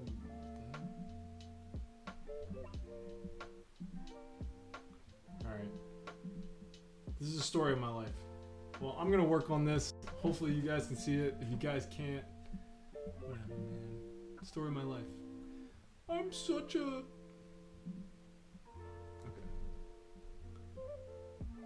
What's annoying is that I can't... I might have to get... Does anybody out there have a, I know a couple buddies that have those, they're not iPads, but they're things that you can hook up to your computer. Drawing tablets. Anybody got a drawing tablet that they can tell me to buy? Cause I hate using Procreate. It's just so much easier just to flat things than that. But I would like to just maybe just use one program, because like what I have to do right now is I edit my inks in Photoshop, and then that actually doesn't look that terrible. Edit my inks in Photoshop. Let's see, let me in Word. What the fuck does that mean? Can you see my screen or not? Fucking hell, dude, I'm gonna have to go to YouTube. Hold on. Let's see. Let's see if the screen's showing right now. Okay. Yeah, you can totally see it.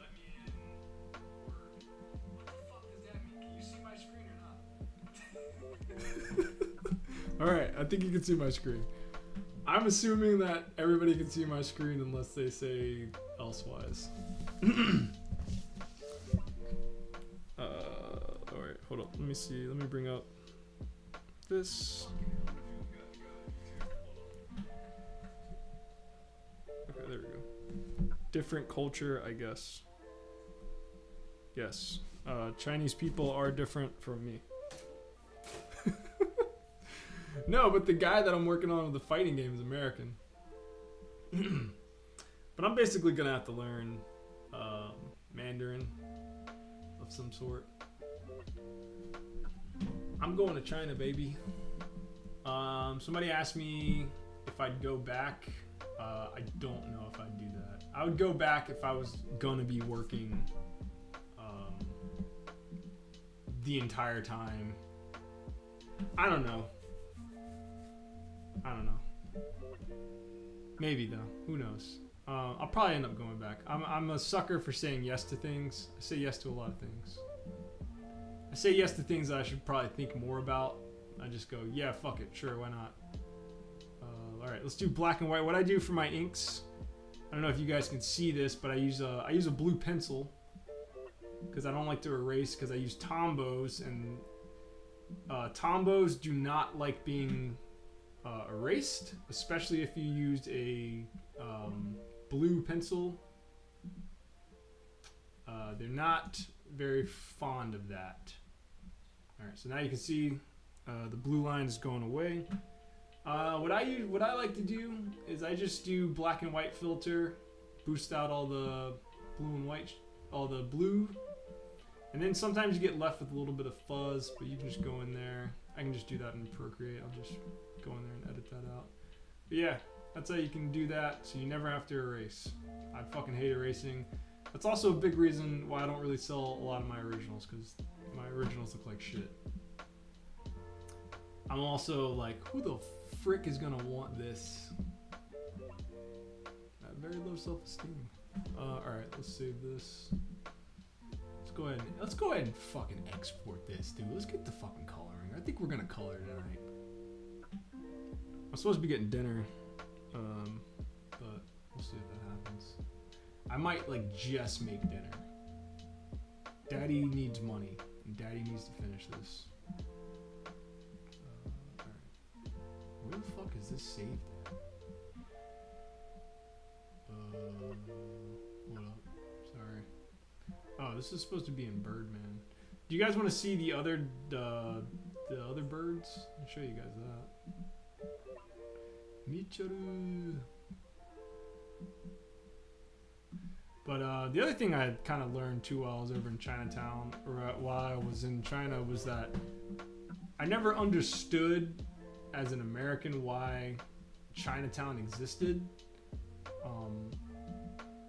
But after going to Chinatown and being an American there, or after going to China and then being an American there and not being able to talk to anybody, it totally made a shit ton of sense why you would come here and be like, oh, I need to be around people I can actually talk to. So that's why Chinatowns exist. I mean, there's probably a better explanation for it and a deeper, but that just made more, I don't know. Does that sound absolutely stupid? It might sound stupid to say, but it just made me be like, oh, that's why there's a Chinatown. Because it sucks to not be able to talk to anybody. Yeah, it's probably, just a lot easier just to be like, hey, we both speak the same fucking language. You know what I want. I want this, this, and this. Like, let's go.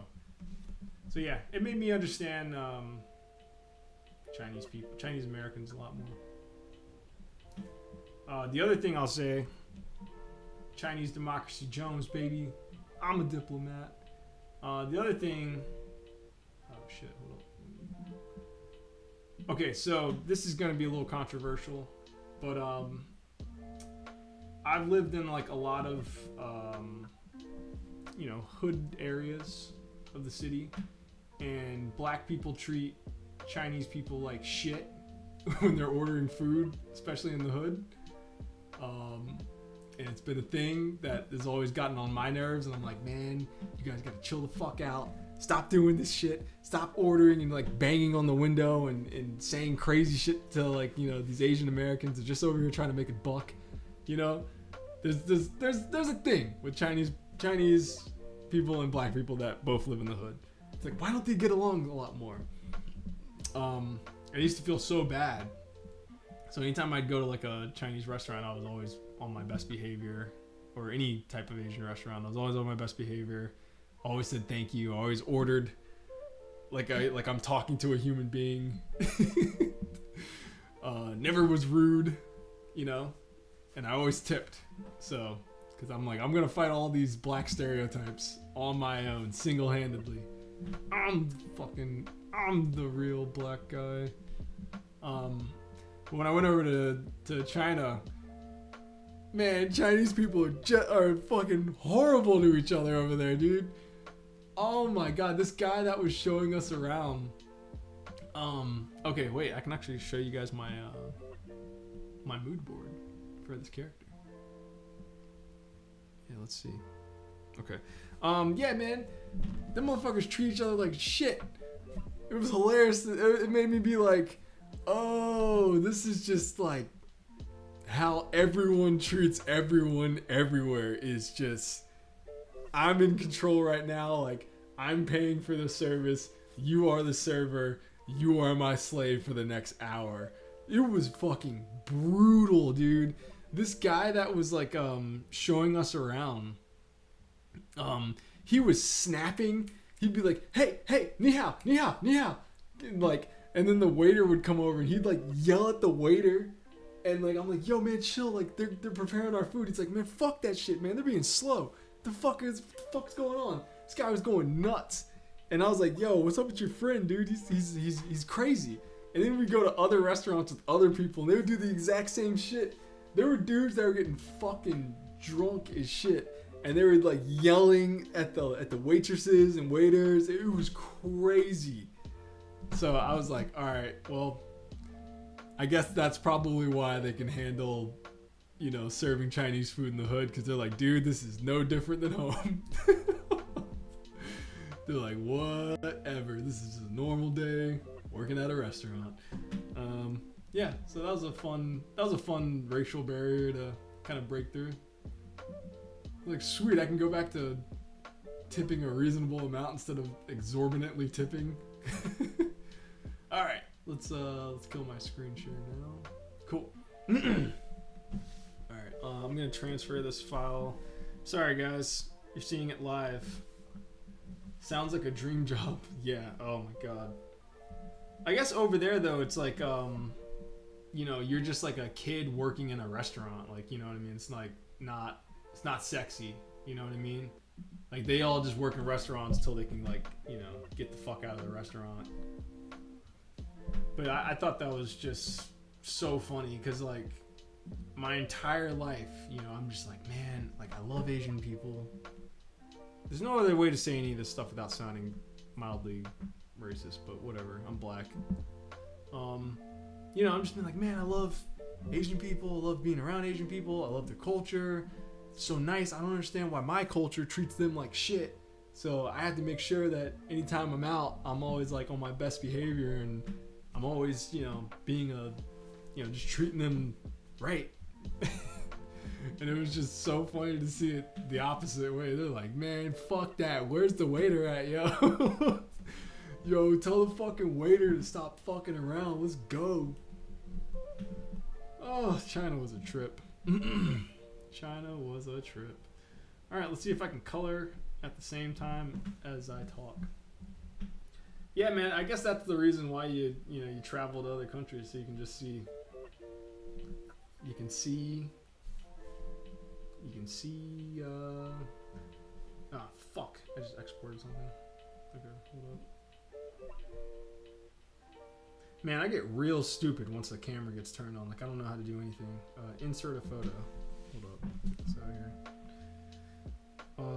Also, man, I drew a shadow moon the other day. I'm really excited about it. I've been coloring stuff. Derek's gonna be doing I'm gonna be doing a Kamen Rider comic.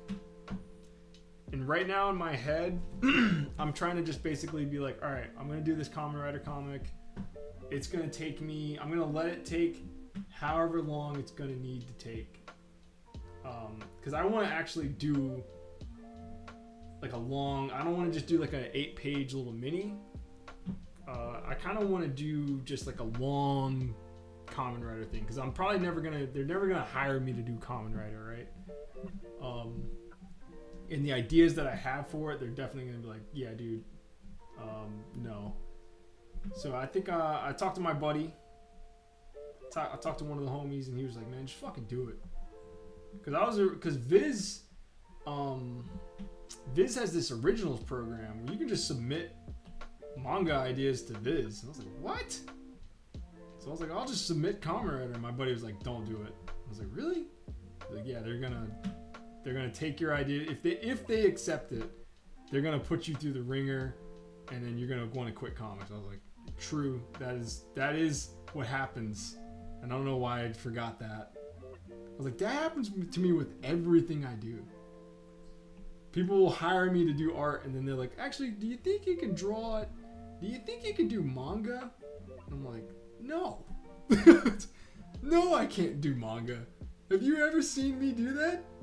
They're like, well, you're an artist. I'm like, yeah, dude. I draw fucking teddy bear eyes and shit now, dude. I'm done. I'm done rendering, dude. I'm drawing the simplest shit I can. No.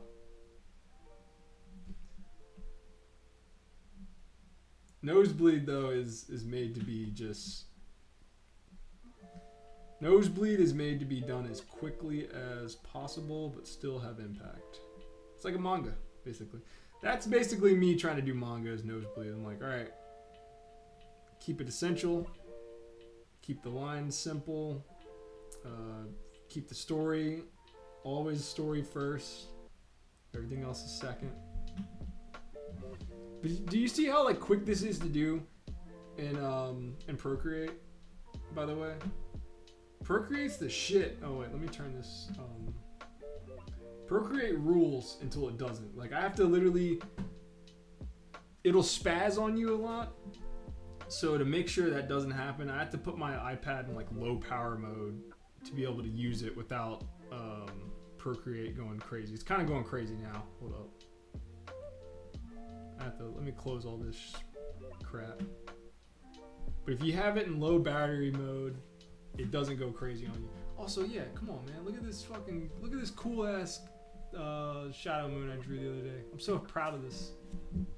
I was looking at Klaus Janson for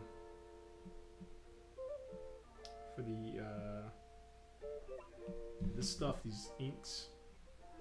I have this cool brush that I keep around.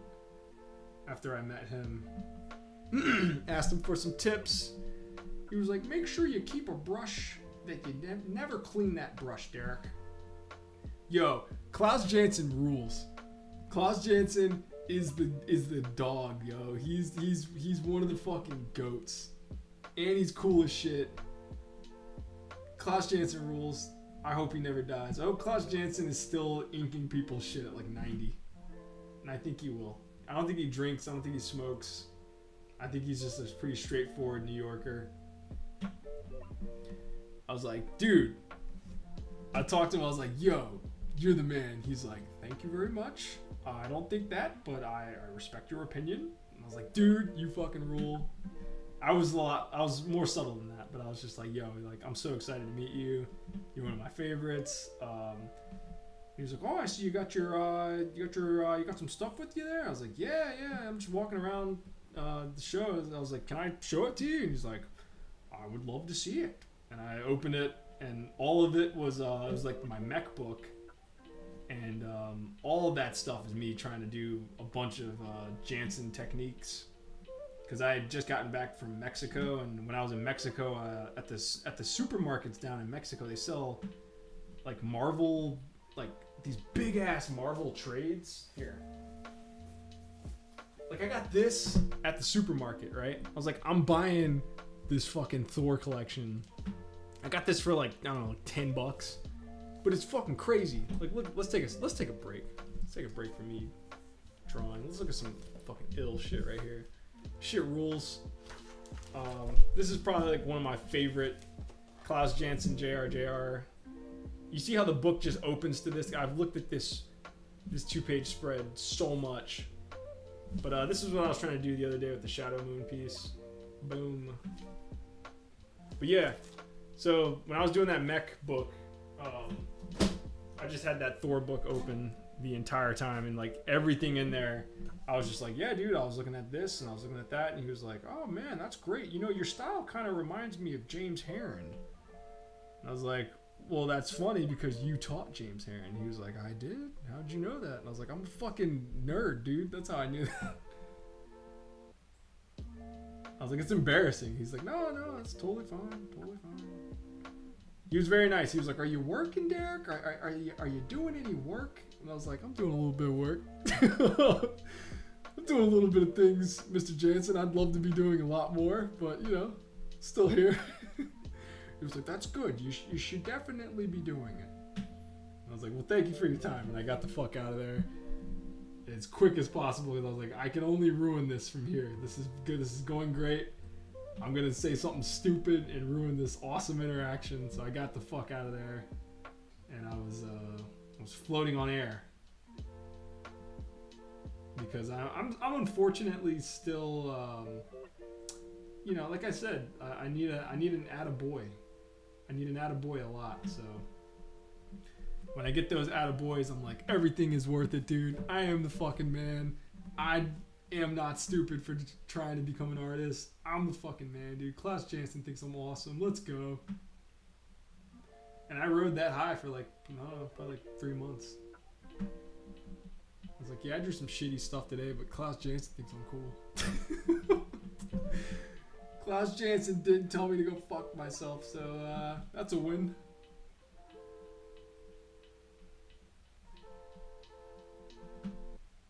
Man, I'm getting hungry.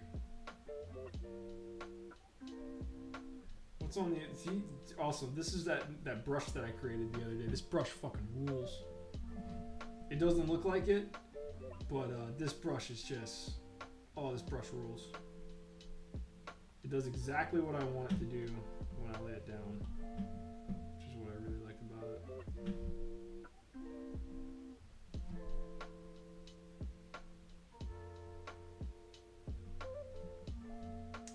I do want to show some stuff that I got whilst in China.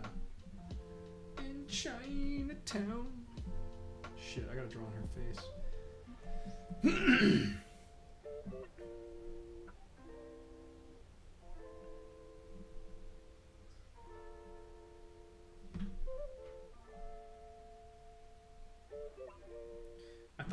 about trying to take this opportunity to get better at drawing digitally, which is what I should have done, doing all this character design shit.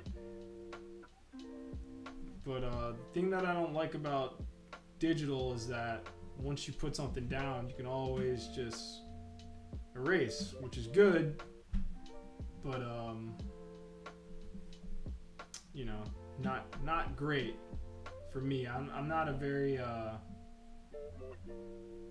I don't want to use the word unconfident, but like I'm just like a very like what's the word? Not confident, but you know what I mean. Like I kind of like I don't know. I guess that means confidence. Whatever. Indecisive. Let's go with indecisive. Very indecisive artist. So having the tool to always just kind of go backwards is not good for me.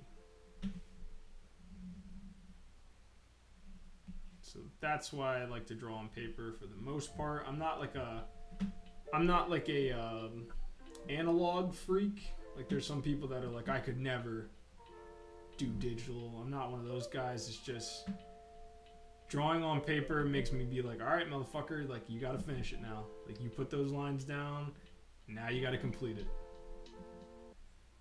You know what I'm saying? Sounds awesome. JR. Yes, sir, that is some JR. It's, okay. Never mind, I'm not gonna say it. But, you know what? Shout out to Ed Pisker. He already said it for me, so I'm not gonna feel that bad about saying this. It's JR at the point where he was working on like 50 monthlies at the same time. So it's like, it's still good, but it's not, you know, peak JR.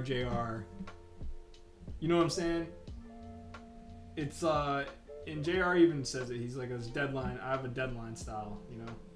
And so that's mostly what that Thor book is full of, kind of not the greatest JR stuff, but it's still JR. Nonetheless, you know what I'm saying? So I was bummed out about that because I was like, God damn it, I got the stuff where he was literally working on. I think he was literally keeping Marvel like on his back. I think he literally like saved that company.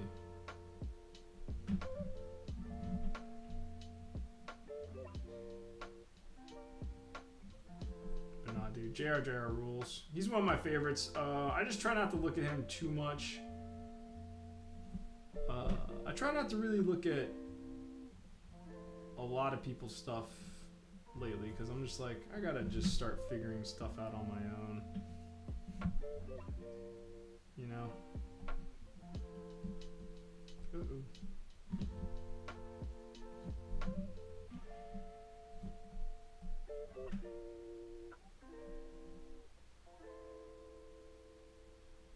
But it has been cool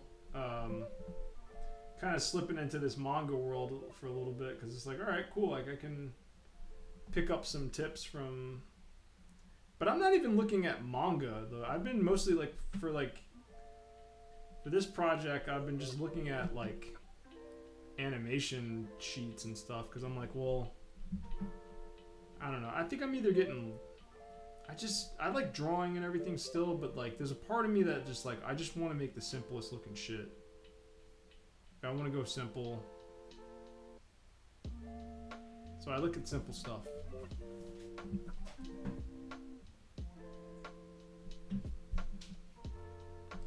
Alright, see how quick that was to flat?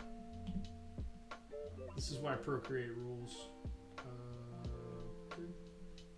Okay, babe. Okay.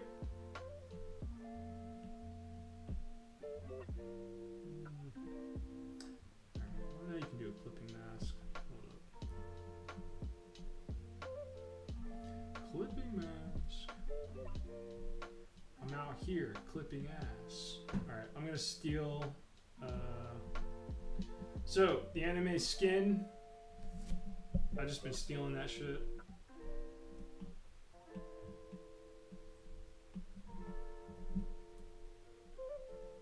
What the fuck?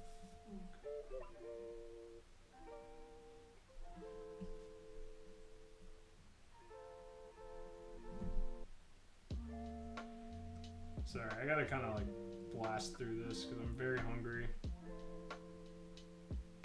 See, man, I wish I could just do shit like this. You see how this already looks kind of cool?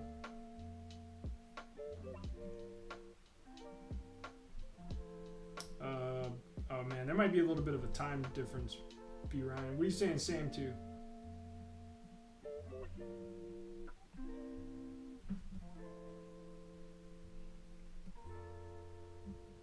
Anyway, yeah, I mean, I'm just trying to draw the. I don't know. I look at Toth a lot. I just said I don't look at. I'm trying to look at people less, but when I do look at people's stuff, I look at, you know, Lane Dodier, Toth.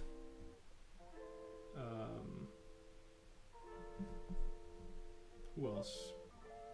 All my anime art books, just stuff where like people can just do like the simplest shit in the like the least amount of lines. Kind of where I'm trying to go.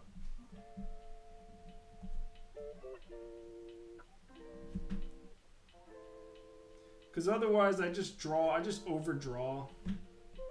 And I don't know, I usually don't end up liking it, and then I also feel like other people don't really like it, so. Drawing's hard, man.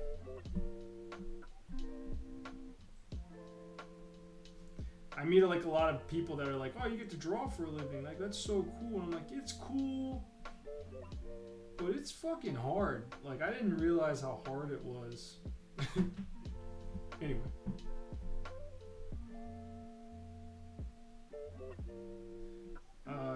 Make a clipping mask. You make a clipping mask, the shit goes by so much quicker.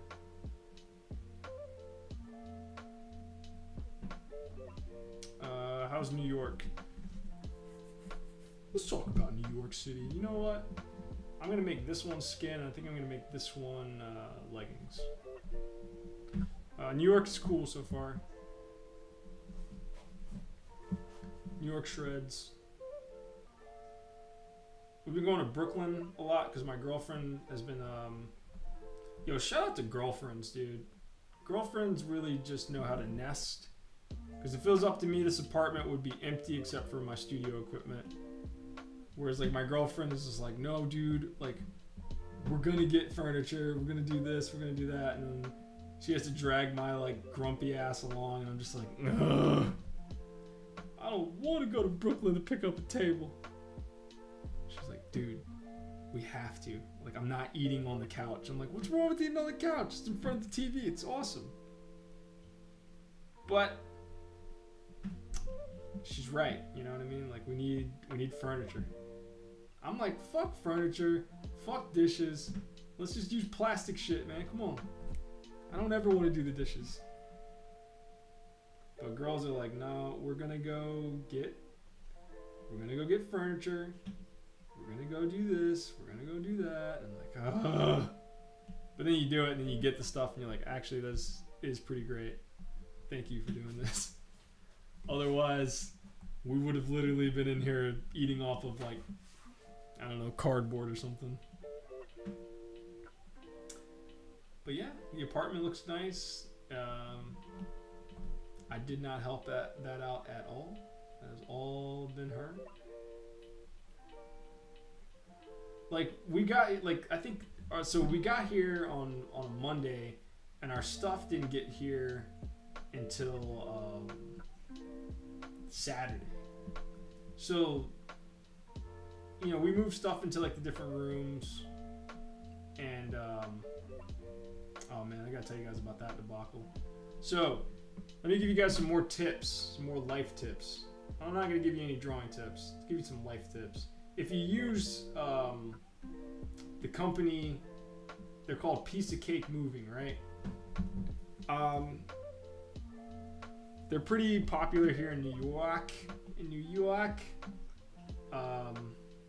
This is really gonna piss me off if I did this. So I usually don't really use clipping mask, but what's cool about them is that you can just kind of color like kind of wildly. But this kind of gets weird if you like, watch, if I take like the clipping mask off, now it's like a mess. Sort of. Maybe not. I'm just gonna keep going. But I remember there's something weird that happens when I use clipping masks that I don't really like to use clipping masks. But for today's session, we're gonna use a clipping mask. All right, so when you use piece of cake, right? They're gonna ask you like, "Yo, what's all in there? Like, what all are we moving?" And like, we hadn't moved all of our stuff into like the pod yet. So I just gave like an estimate. I was like, I don't know, man. It's like 40 boxes. There's like, 2 tables. There's like a mini fridge. There's some clothes probably. I just gave like, just like a random like, there's all this kind of stuff. And so they're like, all right, cool. Like, here's your price. Give us a price.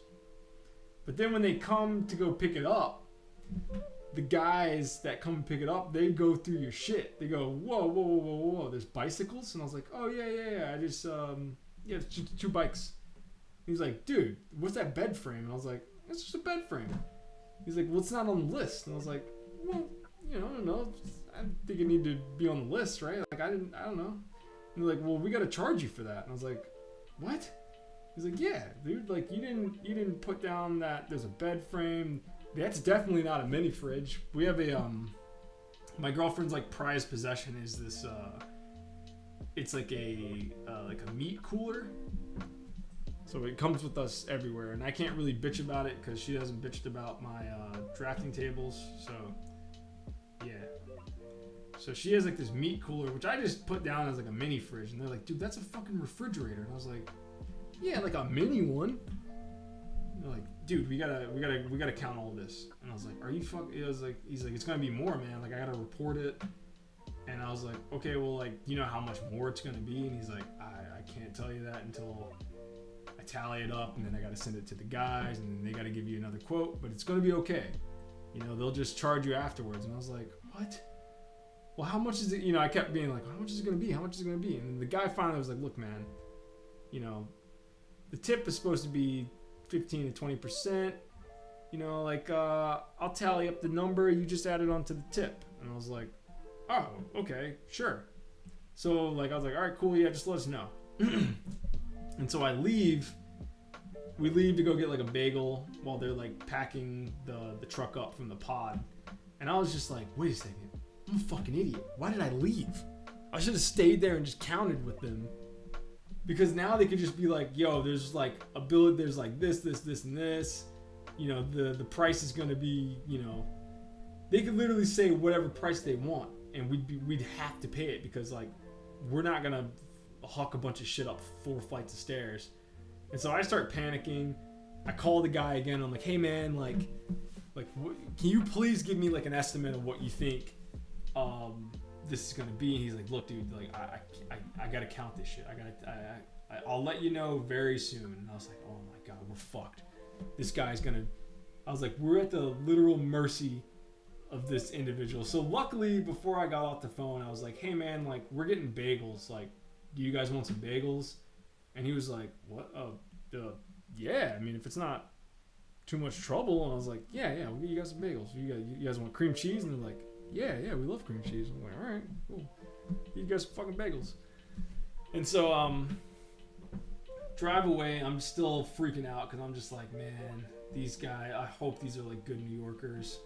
Like, these guys have all the power right now. They could literally just be like, hey man, like, it's gonna be, I know like it was, $1,000 was what we quoted you at. Well, with all the extra shit, it's gonna be another grand. Which is basically like what I was preparing for. And I was just like, I guess I'm gonna have to like haggle with these guys. I'm gonna have to like fight New Yorkers. This is gonna suck. And so luckily the guy finally called back and he's like, hey man, like, all right, I got the tally for you. There's actually, you wrote down that you only packed 40 boxes. There's actually 62 boxes. I was like, fuck. He's like, there's 2 bicycles here. This is not a mini fridge. This is a refrigerator. You got a bed frame here. You got 2 extra bookshelves. And I was like, all right, what's the damage? And he's like, could you do 150? And I almost threw the phone through the window. I was like, yeah, I could do 150. What the fuck? Yeah, dude, easily. I was like, on top of the tip? He was like, yeah, is that okay? And I was like, yeah, it's fucking okay. It's more than okay. I was like, pack that shit up and let's go. So yeah, it worked out. It worked out nicely. Thank God. But this guy literally didn't understand the power he held over us. He could have literally been like, it's going to be another $1,000. And I would have had to been like, I'm going to need to talk to your boss. Or, you know what I mean? It could have just been this humongous fucking hassle. And shout out to this. I think it was the bagels. I think it was because we didn't... I think he could probably sense that we weren't doing it maliciously. Which I guess would probably, like a lot of people probably just do. They probably just pack that motherfucker out and they're just like, well, you guys gotta move it. But I think it was either that or it might have been the bagels, the offer of bagels. And yeah, they moved all of our shit 4 flights of stairs. They broke a bunch of shit. They broke a Gundam. Broke one of my fucking Gundams. I was very bummed out about that. I had to say goodbye to the perfect grade strike freedom that I've had since I got into comics. I was like, when I first got my first advance in comics, I bought a knockoff perfect grade strike freedom Gundam. Well, just the strike. It's not the freedom part. And that thing has been with me for over 10 years now. It's been the pinnacle of my studio. I always look at that thing and I go, wow, we really did it. But it was a piece of shit. It was a knockoff. It was a Dobbin. And Dobbins are like... Dobbins were cool because, you know, they gave Bandai what for. Like, Bandai charging too much money for... Bandai got greedy. So Bandai was just making kits and then, you know, they're like, hey, motherfucker, you want this Gundam? It's going to cost $5,000. And you're like, what the fuck? I really want to build that perfect grade, but I'm not going to spend $400 on a piece of plastic, basically, that lights up. And then the batteries die after 6 months. And then I don't know that until I go to turn it on a year later and the batteries are dead. So, yeah. So Dobbin comes around, and Dobbin's like, yo, we can 3D print anything now. This rules. Let's go. Let's give Bandai some hell. And they put Bandai through the ringer, dude. They were making kits before Bandai was even making them. It was nuts. But all them niggas went to jail. Fucking the Japanese government caught up with those motherfuckers. They raided. It was a Chinese company. They got raided and everything. Everybody went to jail. But it was awesome. For like a year, you could get any kit you want for like a fraction of the price. It was crazy, yo. Man, I bought that perfect grade Gundam for... I think the Strike Gundam perfect grade is... how much does that normally retail for? Probably around $300. I got that for a cool $150. I was like, man, I almost bought 2. If Boom Studios paid a little bit better back then, I would have bought 2 of them shits.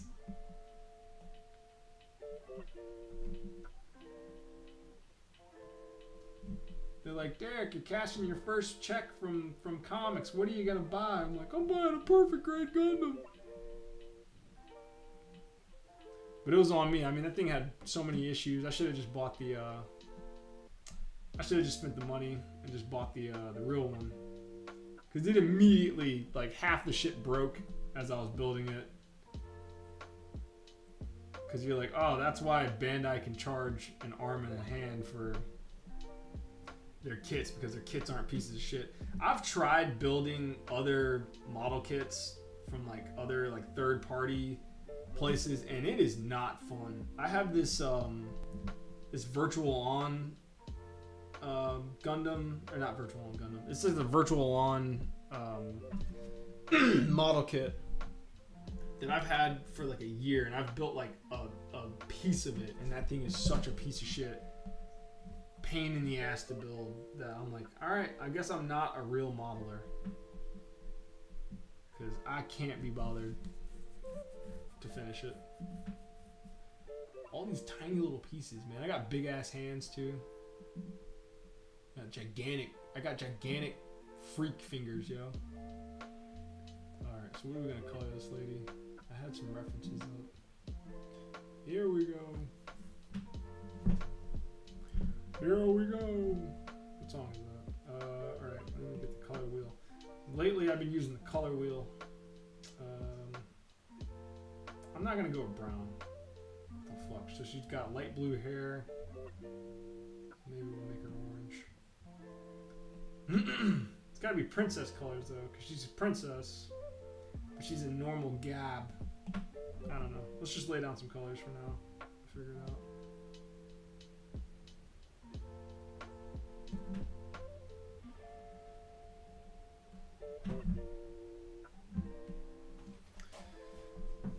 You son of a bitch.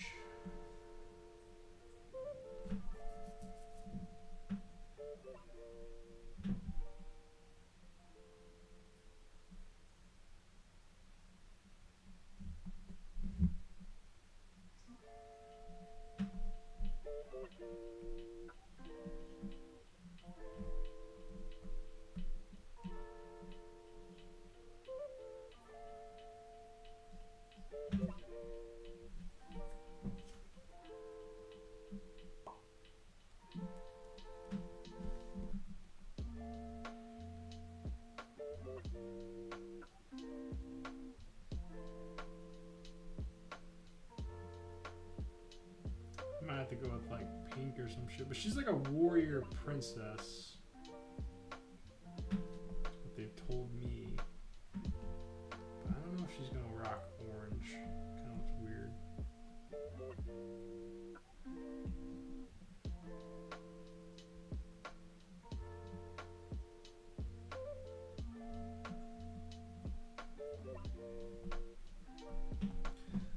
This motherfucker's learning color theory.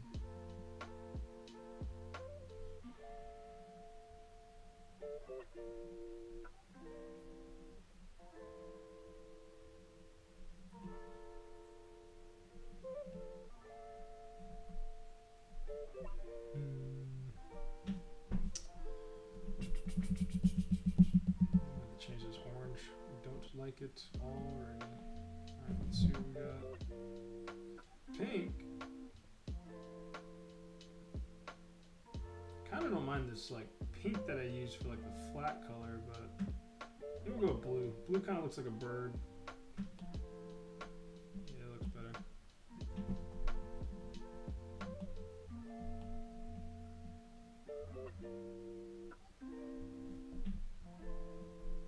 Yep. Yep. Yep.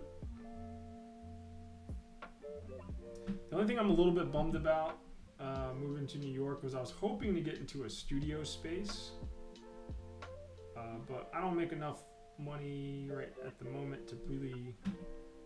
That's like a luxury, you know what I mean? Like that's like a luxury item. Maybe if we had like a kid. If we had like a kid or something, I could do that, but it'd be kind of silly to have a studio space and a at-home studio, right? It'd be like a pig and slop, you know what I mean? If I told anybody that shit, they'd be like, all right, Richie Rich. Jesus, share some of the fucking wealth. But I was excited to, like when we were looking for apartments, I kept trying to push my girlfriend to be like, let's just get a 2-bedroom. So then that would force me to go get a studio space so I could be around people.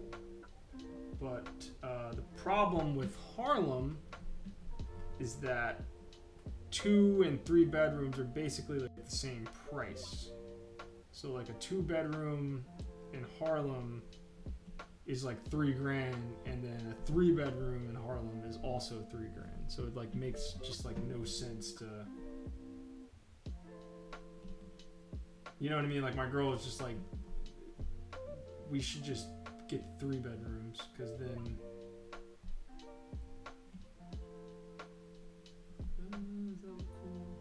we should just get a 3-bedroom, because then we could have, you know, you could have an extra space, and we could also have like an extra room for when people come over and can stay. They can have like their own sort of separate part of the apartment. So still got my studio, but I was hoping to maybe do that, but I don't even think studios really exist like that anymore. I don't really know if that's like a thing out here anymore. It is in Brooklyn, I think. Brooklyn's popping. Brooklyn's pretty cool. Bopped over to Brooklyn a couple times now. And I hate to be that person, but I was like, damn, dude, should we have moved to Brooklyn? Brooklyn's kind of tight. Brooklyn is pretty cool. Or it's just like, I don't know. It's like we're like all like the hipsters and shit are. Alright, so we got some skin issues going on here. So we're gonna have to change this t-shirt to something else. What goes with blue? Green. Orange. Yeah, let's try this. It's gonna look like skin though, isn't it? Isn't it? Nope.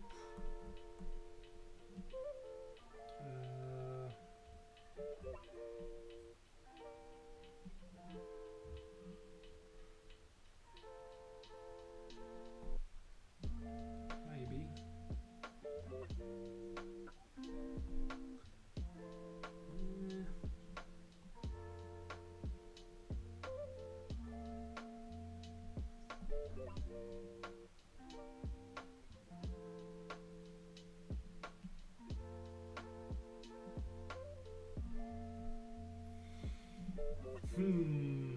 Maybe. Let's just keep putting down flats.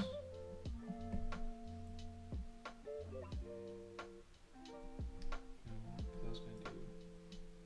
Leggings.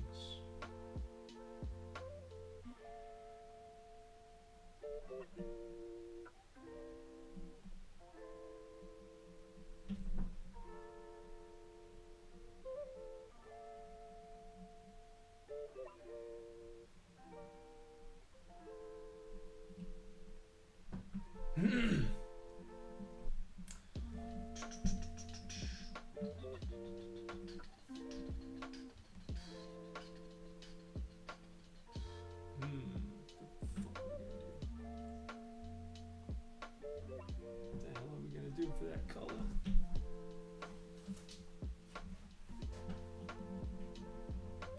Alright, let me flat.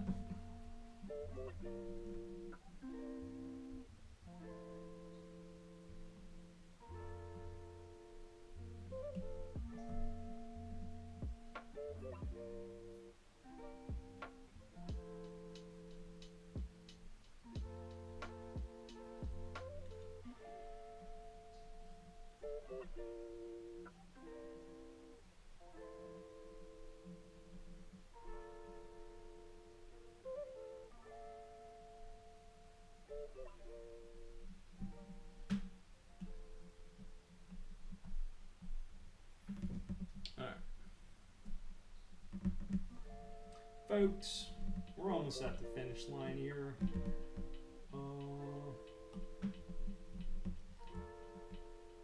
You know, it's almost time for Big Daddy D to get some food.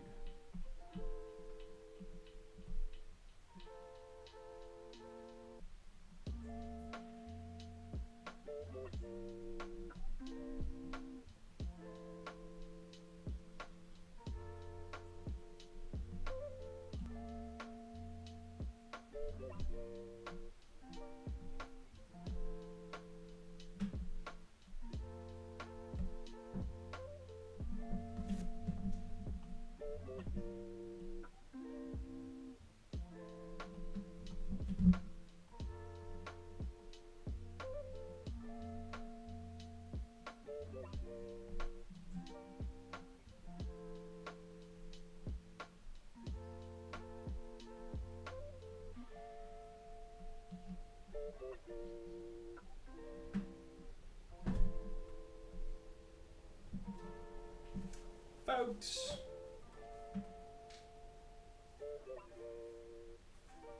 Yeah, you got to, man. You got to do at least 3 hours to get some good numbers. Put some numbers up.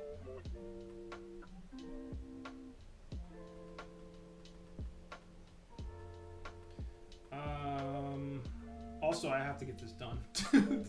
I don't think I can go anytime soon, actually. I gotta get this shit done. Fuck. I'm like starving, too. My girlfriend's like out with her friends right now. I don't know when the fuck they're getting back to. We're supposed to all go out to get some food, but. And I don't want to do the thing where I like eat. You know what I mean? Like where you like people are like, hey, we're gonna go eat, and then you don't hear from anybody, so then you go out and eat. And then they're like, hey, we're on our way home. Like, what do you want to eat? And you're like, fuck, I just ate.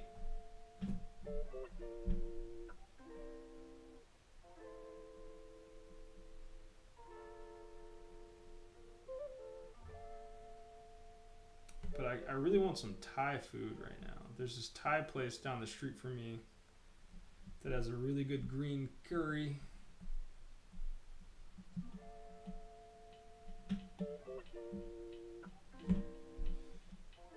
Oh shit. I feel like I'm like dressing my daughter or something. I should probably look up some like royal colors, I guess. Fuck. I don't know what I'm doing. Yeah, I should stop.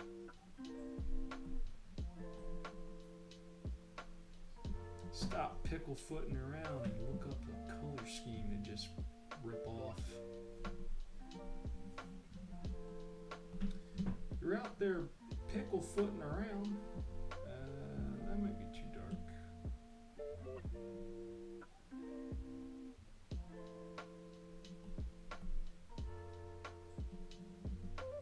Oh shit.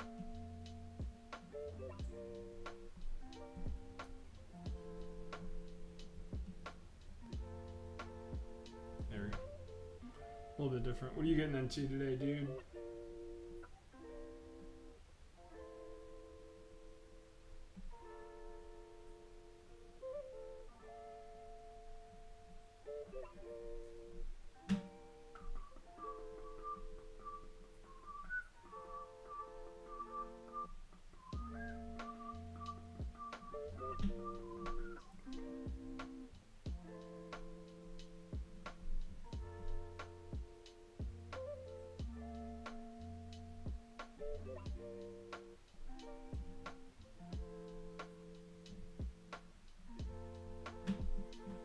We got the same guns that the government got. I hope to God that I run into Jadakiss. I don't know what I'm gonna do. If I ever run into Jadakiss in New York, it might not go well. I might fan out like way too fucking hard. I might accidentally tell him that I was, for like the past 2 years, I've gotten like you're one of the top Jadakiss listeners. He may be like, yo, shorty, that's crazy. You listening to my shit like what? And then he'll like right away. I might go with this color. This kind of actually looks cool. Dude, that would be a dream come true. To meet Jadakiss. Jadakiss does the Jadakiss laugh. He does the and then like, I don't know, speeds away. Splashes like a bunch of water on me. Would be amazing. Young blood, just keep doing your thing, you know what I'm saying? Like, you in the city of dreams now, you know?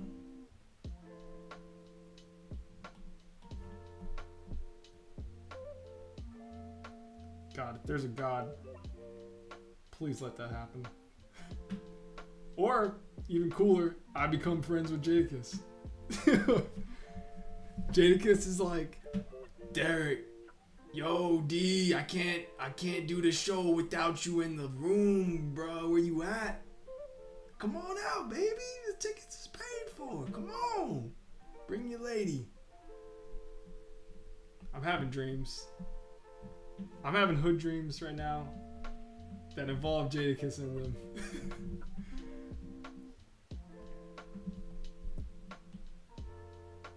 For the love of Christ, that would be amazing. I've thought about hitting him up and just being like, dude, if you need artwork, I got you, dude. He's like, yo, B, what about all that AI bullshit? For the fighting game, is that with the Pizza Kid guy? No. No, it is not. But shout out to my homie Colin. He's still doing his thing. Pizza Kid should be coming out soon. No, I don't know who this is for. I got hired from my buddy. It was like he's trying to start it with this company. So, I don't know, but it's like another like, you know, Asian studio looking to do it type of thing. So yeah, man, I don't know. Hopefully they like what I drew.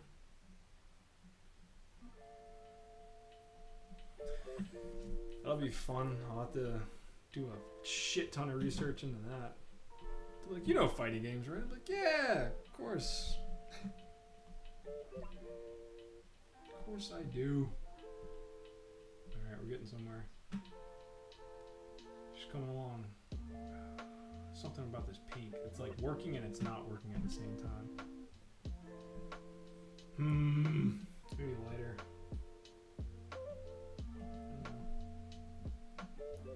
But yeah, man, I'll let you know if there's room.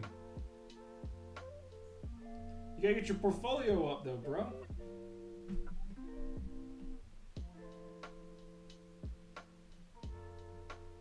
Get the portfolio together.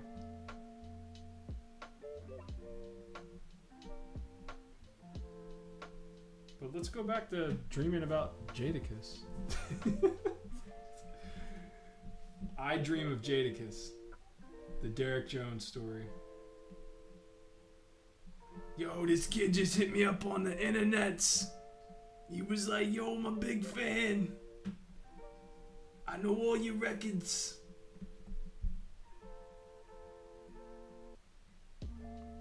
Well, I know most of them. Jadakiss is great, but sometimes he's very hit or miss. He's kind of one of those artists that will, he needs West Side Gun. West Side Gun has said on record, he's like, let me executive produce the next Jadakiss album. Like, I will make it a classic. And I think Jadakiss needs to take him up on that. Or Jadakiss needs to go and work with Alchemist. He needs to do a one album. He needs to do a one producer album. He does this thing. Is Jadakiss in jail? No, he's not in jail, motherfucker. He's running New York. He's got juice shops and shit. He's still putting out albums. He's still putting out music. Jesus Christ, is he in jail? No. That's mean. That's very mean. No, Jadakiss is he's doing it. He's still crushing it. Last album, him and the Lox put out an album during COVID. It was pretty good. It was alright. It was solid. They put out like good stuff, but they need to put out a great album, and I think The Alchemist needs to be involved to make that happen. I think The Alchemist, if they get The Alchemist involved, I kind of think there might be beef there because The Alchemist is responsible for one of Jadakiss's like most known songs. The song that if you played anywhere in the world, someone's gonna get up and like yell the way that song starts. We Gonna Make It is like, come on, man. You thinking of Mystical? Oh, that's hilarious. Mystical? Shake your ass. Yeah, shout out to Mystical. Well, watch yourself. Wait, actually, don't shout out to me. He did like some horrible shit to a woman. Never mind. We can't be shouting that guy out. Jadakiss is, or not Jadakiss, Mystical is like serving hard time for some wild shit he ended up doing. Yeah, he did some pretty horrific shit. But no, Jadakiss is good to go.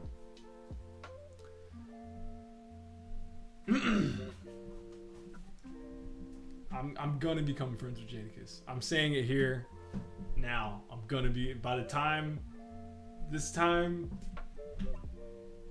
winter time, I'm gonna be like, guys, I haven't been streaming as often because me and Jadakiss have been in the studio. It's been crazy, you know what I mean? Like, it's been crazy.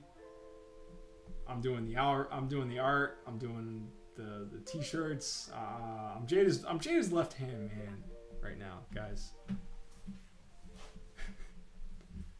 For the love of God, that would be amazing. No, that might be I've gotten pretty lucky in my later years of like meeting people that I look up to or that I'm like a super fan of, and we become cool. But I'm like, man, it's a lot. It's a pretty good string of luck. I don't know. I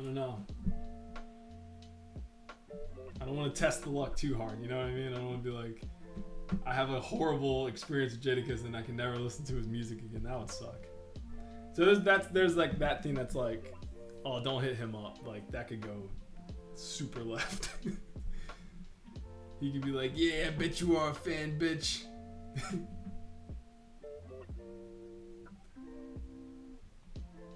Or he might be one of those dudes that they know all the numbers, so he'll be like, B, you lying, B? You lying. I didn't actually hit the Jadakiss top listener this year, but I hit it straight for like 2 years. It was wild. I was like, Jesus Christ, I've been listening to Jadakiss that much. Holy fuck.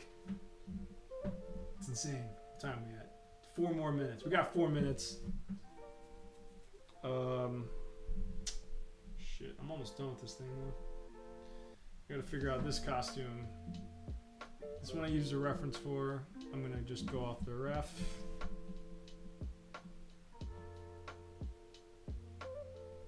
Let's go.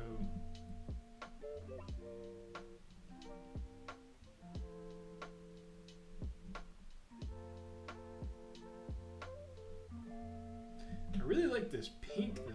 I'm really digging this bright pink. There's like salmon. I can never say the word salmon without thinking of the clips line. Now I got your bitch on a boat, salmon on the plate. I know why you liked her. The head was great. Great line. What does it say? 86 carats. You know how much digging in the planet this would take? Patent leather babes. Closet light, planet of the babes. Monkey see, monkey do, like I'm... No, monkey see, monkey do, monkeys following in place like I'm living in an episode of Planet of the Apes. You watching the evolution of one of rap's greats. There's a new Clips album coming out. It could be good. I would be more excited for it if Pharrell wasn't the sole producer. Because Pharrell's unfortunately fallen off. I would be really excited for this new Clips record if it's a collab between if it's a Neptune's produced joint. Then I think it would be fire, and I think a lot of people would be like, holy shit, they got the Neptunes back together. That would be insane. But I don't know, man. Pharrell's kind of falling off. That's what happens when you're a cajillionaire. You're like, I'm not going to the fucking studio, dude. Fuck that. No fault to Pharrell, but yeah, he's... I don't know. I stopped getting excited for him like a while ago. But I am excited for new clips. So we'll see. How do you guys with kids deal with kids screaming and crying?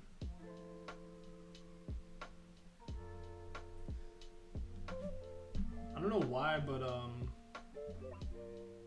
my YouTube algo has been showing me a lot of like the Dr. Disrespect stuff, and I want to get into it, but I also don't really give a shit. But I'm like, I don't know anything about that guy except for that he's kind of funny. And then you find out some wild. Oh, what about the Neil Gaiman shit? Has anybody else heard about the Neil Gaiman shit? Is that true? Is Neil Gaiman out here doing that? That's crazy, bro. I hope it's not true. I actually don't really give that much of a fuck. Because I've only read one Neil Gaiman thing and I didn't like it. So I don't know what the hubbub is all about. But I'm often wrong about a lot of things. I read that Neil Gaiman Eternals book and I was like I never finished it. I was very mad at Neil Gaiman. I was like, why did you write this? Why did you do this to JRJR? You had John Romita drawing the Eternals and you wrote him the most boring fucking shit ever. I know. I might be alone in that, but I did not finish that book. I thought it was highly boring.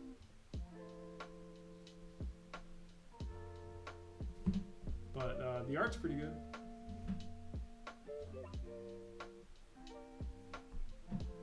Like the art. So I hope it's not true. I hope those girls are lying. I hope they're lying.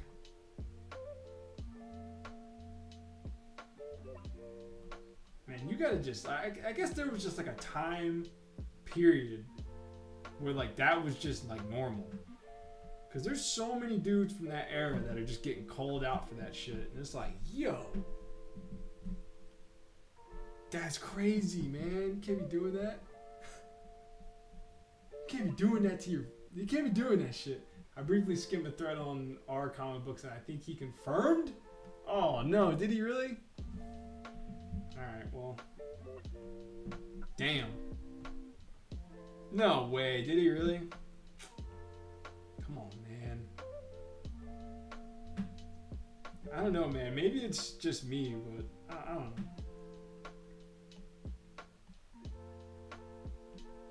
I've had a girl say ow and I like jumped across the room. I was like, is everything okay? Oh my god, I'm so sorry. I can't imagine I don't know. I can't imagine doing that to somebody.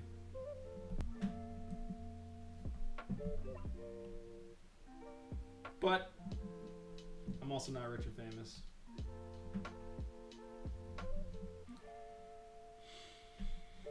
Oh god. Well, another one bites the dust. Oh man, that shit is wild, dude. That shit is just so wild. Like, I look at those dudes and I'm like, I would kill. Like, if somebody came up to me, right, at this point in my career right now, like, if somebody came up to me and was like, hey, man, you see that guy over there? Like, yeah? Like, if you kill that guy right there,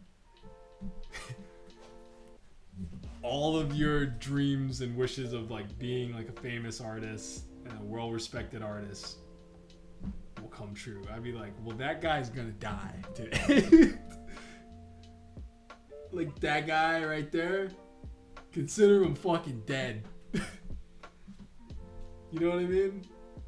But there's these guys that, you know, they have everything. And it's like, it must be boring. Because there's so many people that are just like stoked to throw it all away. What the fuck's going on? Oh. I don't know, man. I do not know. But, uh-oh. I'm telling you, they're like, Derek, that guy over there has everything you want. You just have to murder him in front of his entire family. I'd be like, well, I hope he's lived a good life because it's about to be over. I'm gonna fucking murder this guy. And then I'd do it, and I'd be like, yeah. They'd be like, Derek, so how did you, overnight sensation, Derek Jones, how did you do it? And I'll be like, I'll have to hold back tears of like, well, I killed a guy. I strangled a man to death. Because another guy told me it's in my best interest to do so. And he was right. And that man's name is a name I can't say. Because it'll bring about the apocalypse. Now, who sold their soul to the devil? Who's that famous blues singer that did that? It's pretty cool. But yeah, man, I don't know. It's a bummer. You know, it's a bummer for the victims and everybody involved. And I shouldn't be talking on this because I don't know what the fuck I'm saying, but it's just a bummer. You know? But I'm not going to talk about that, but it is an interesting subject because it just happens so much. It's just like someone needs to be doing, you know, someone needs to be doing some work on it. Like, why the fuck does this keep happening, bro? Right? Like, I think we could talk about that. Or, like, how? Like, you know, like, how and why and... I don't know, man. I've cheated on girls and that shit still haunts me to this day. I can't imagine doing some really fucked up shit. I'd be a wreck. How did these guys pull it off?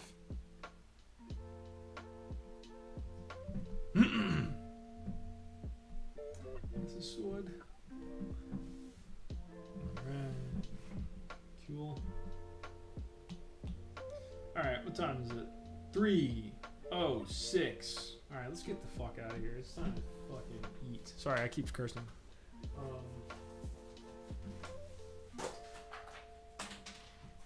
Let's see. Did I get any cool text messages? My phone was going crazy. It's probably my mom being like, yo, Sally Mae's calling. Pay the fucking student loans. Let's see. Is it good? Is it good news? It isn't good news. It's my girlfriend saying no diarrhea because I told her that I might have diarrhea today. Let me send a text real quick. When are we eating?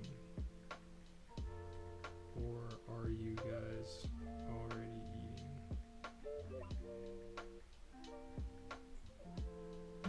I've been doing this thing lately where I just eat like a dumbass. Ever since I stopped training, I eat like a complete moron now.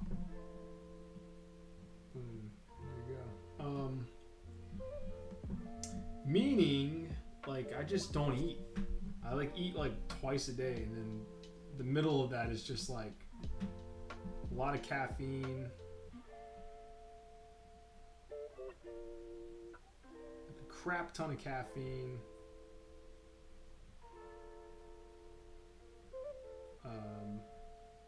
Hold up. I actually might have to just go the distance today, you guys. So if you guys want to hang out, that'd be cool. Because I really shouldn't take a break. I should just like kind of bang this out.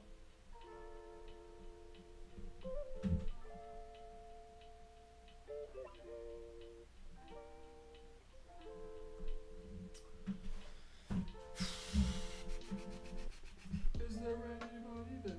Is there anybody that? Is there anybody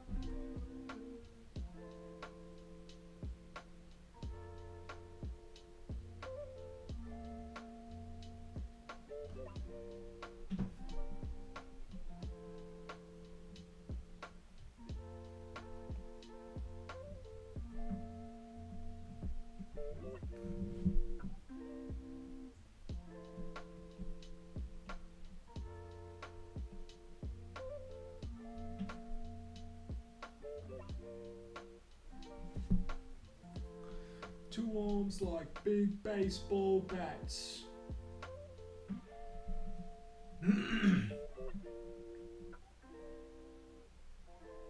Anybody here like the Idols? or idols. Idols is what they're called.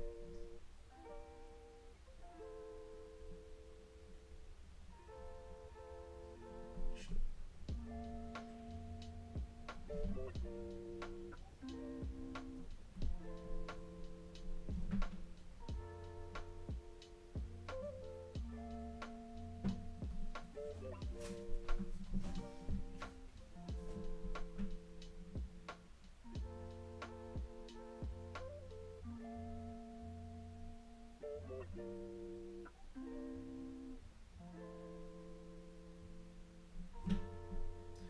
Alright, if my girl doesn't text me back very soon, I'm ditching her and her friends. Now I'm gonna go order some Thai food. I'm gonna go take a big poop.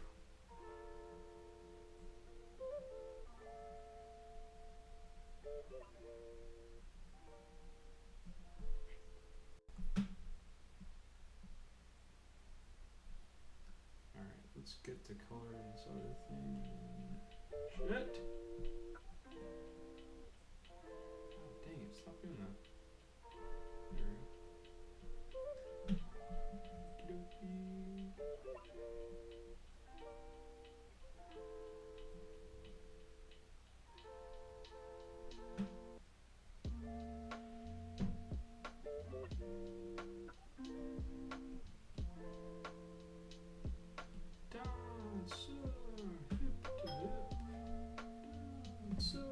Cheek to cheek.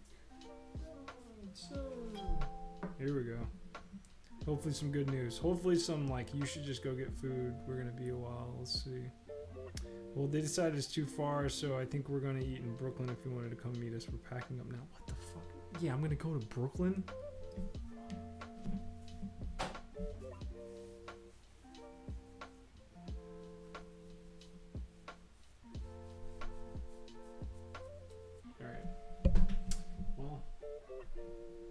Folks, I might have to go to Brooklyn.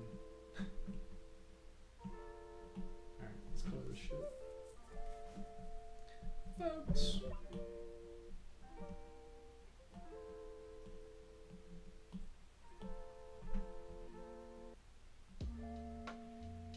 I'm a bad artist, man. I take breaks. I look at other people. They're like, they just work all day. I'm like, I'm gonna go for a walk. I'm gonna go to Brooklyn to get some food. Oh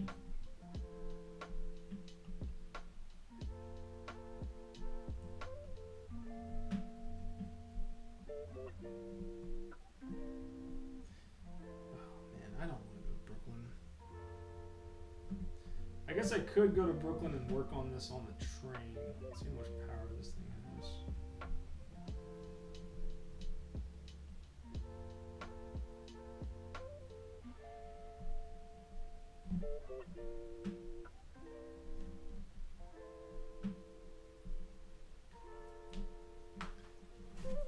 You don't get this while you're watching other people's art streams. What's he gonna do? Is he gonna go to Brooklyn?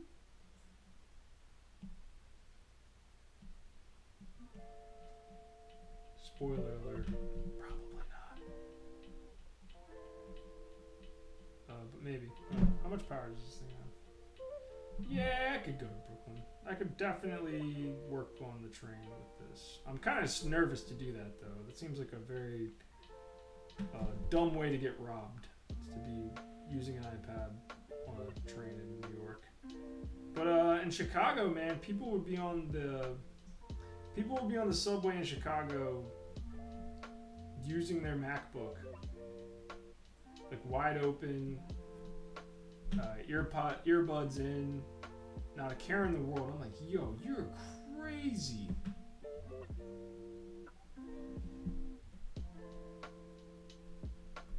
But I guess it's like probably not as easy to, like, I think you can like lock somebody out of the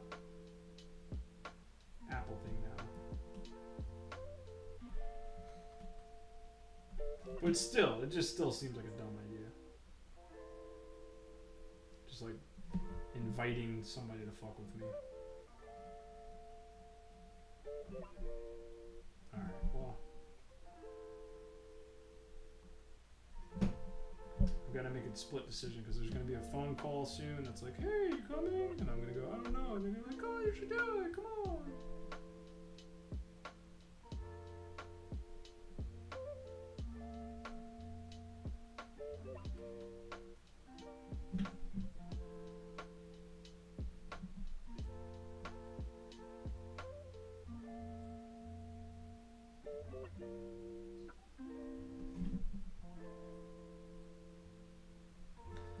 So what do you guys think? You guys think I should go to Brooklyn?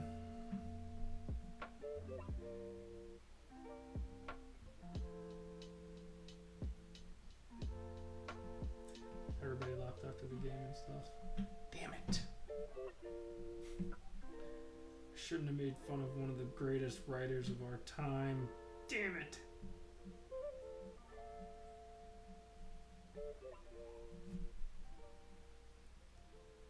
Oh man, someone put the beat down on our bikes yesterday. Sucked. We've been parking our bikes like right out front of our apartment. And I was like, wow, nobody's fucked with our shit. This is crazy. Huh. Alright. Maybe Harlem's not so bad after all. And right after 4th of July, I come out. Come outside. My bike is, someone took the, like, I have this, like, these fast action, like, quick release things for, like, the bike wheel. So someone took that out, but I have a way of, like, locking up my bike where you can't steal my wheels. So they just took my, like the rod out of the quick release thing and just like smashed it in half. It's very annoying. Because I guess they were gonna try and steal my back tire, but they're on fucking drugs because they're idiots. And then someone just like, they beat the shit out of it. They really beat the crap out of my girlfriend's bike. They like slashed her. They like ripped her brakes. They like ripped her brakes out. And then they like kicked her front wheel. It was like kicked her front wheel and her like, they like turned her whole like front wheel thing like all the way. It was crazy. I was like, what the fuck's this guy's problem? I don't know. It's hard talking to my girlfriend about that kind of shit because she works with drug addicts and like homeless people, and I'm like, yeah, I get that they got problems, but I ain't doing anything to that motherfucker. Why do you fuck with my shit?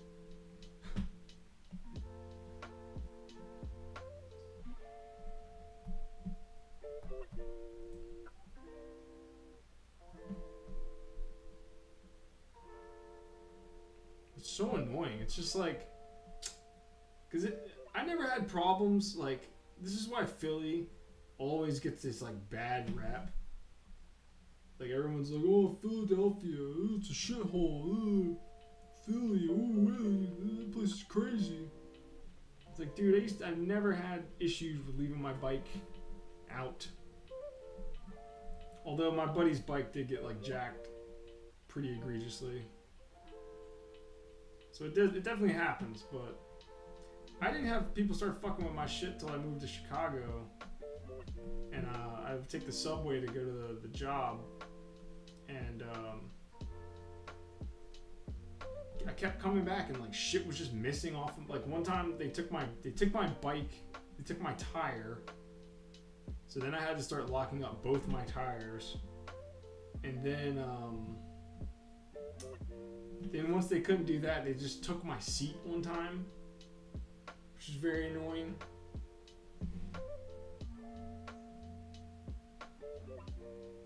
So I couldn't use my bike at all.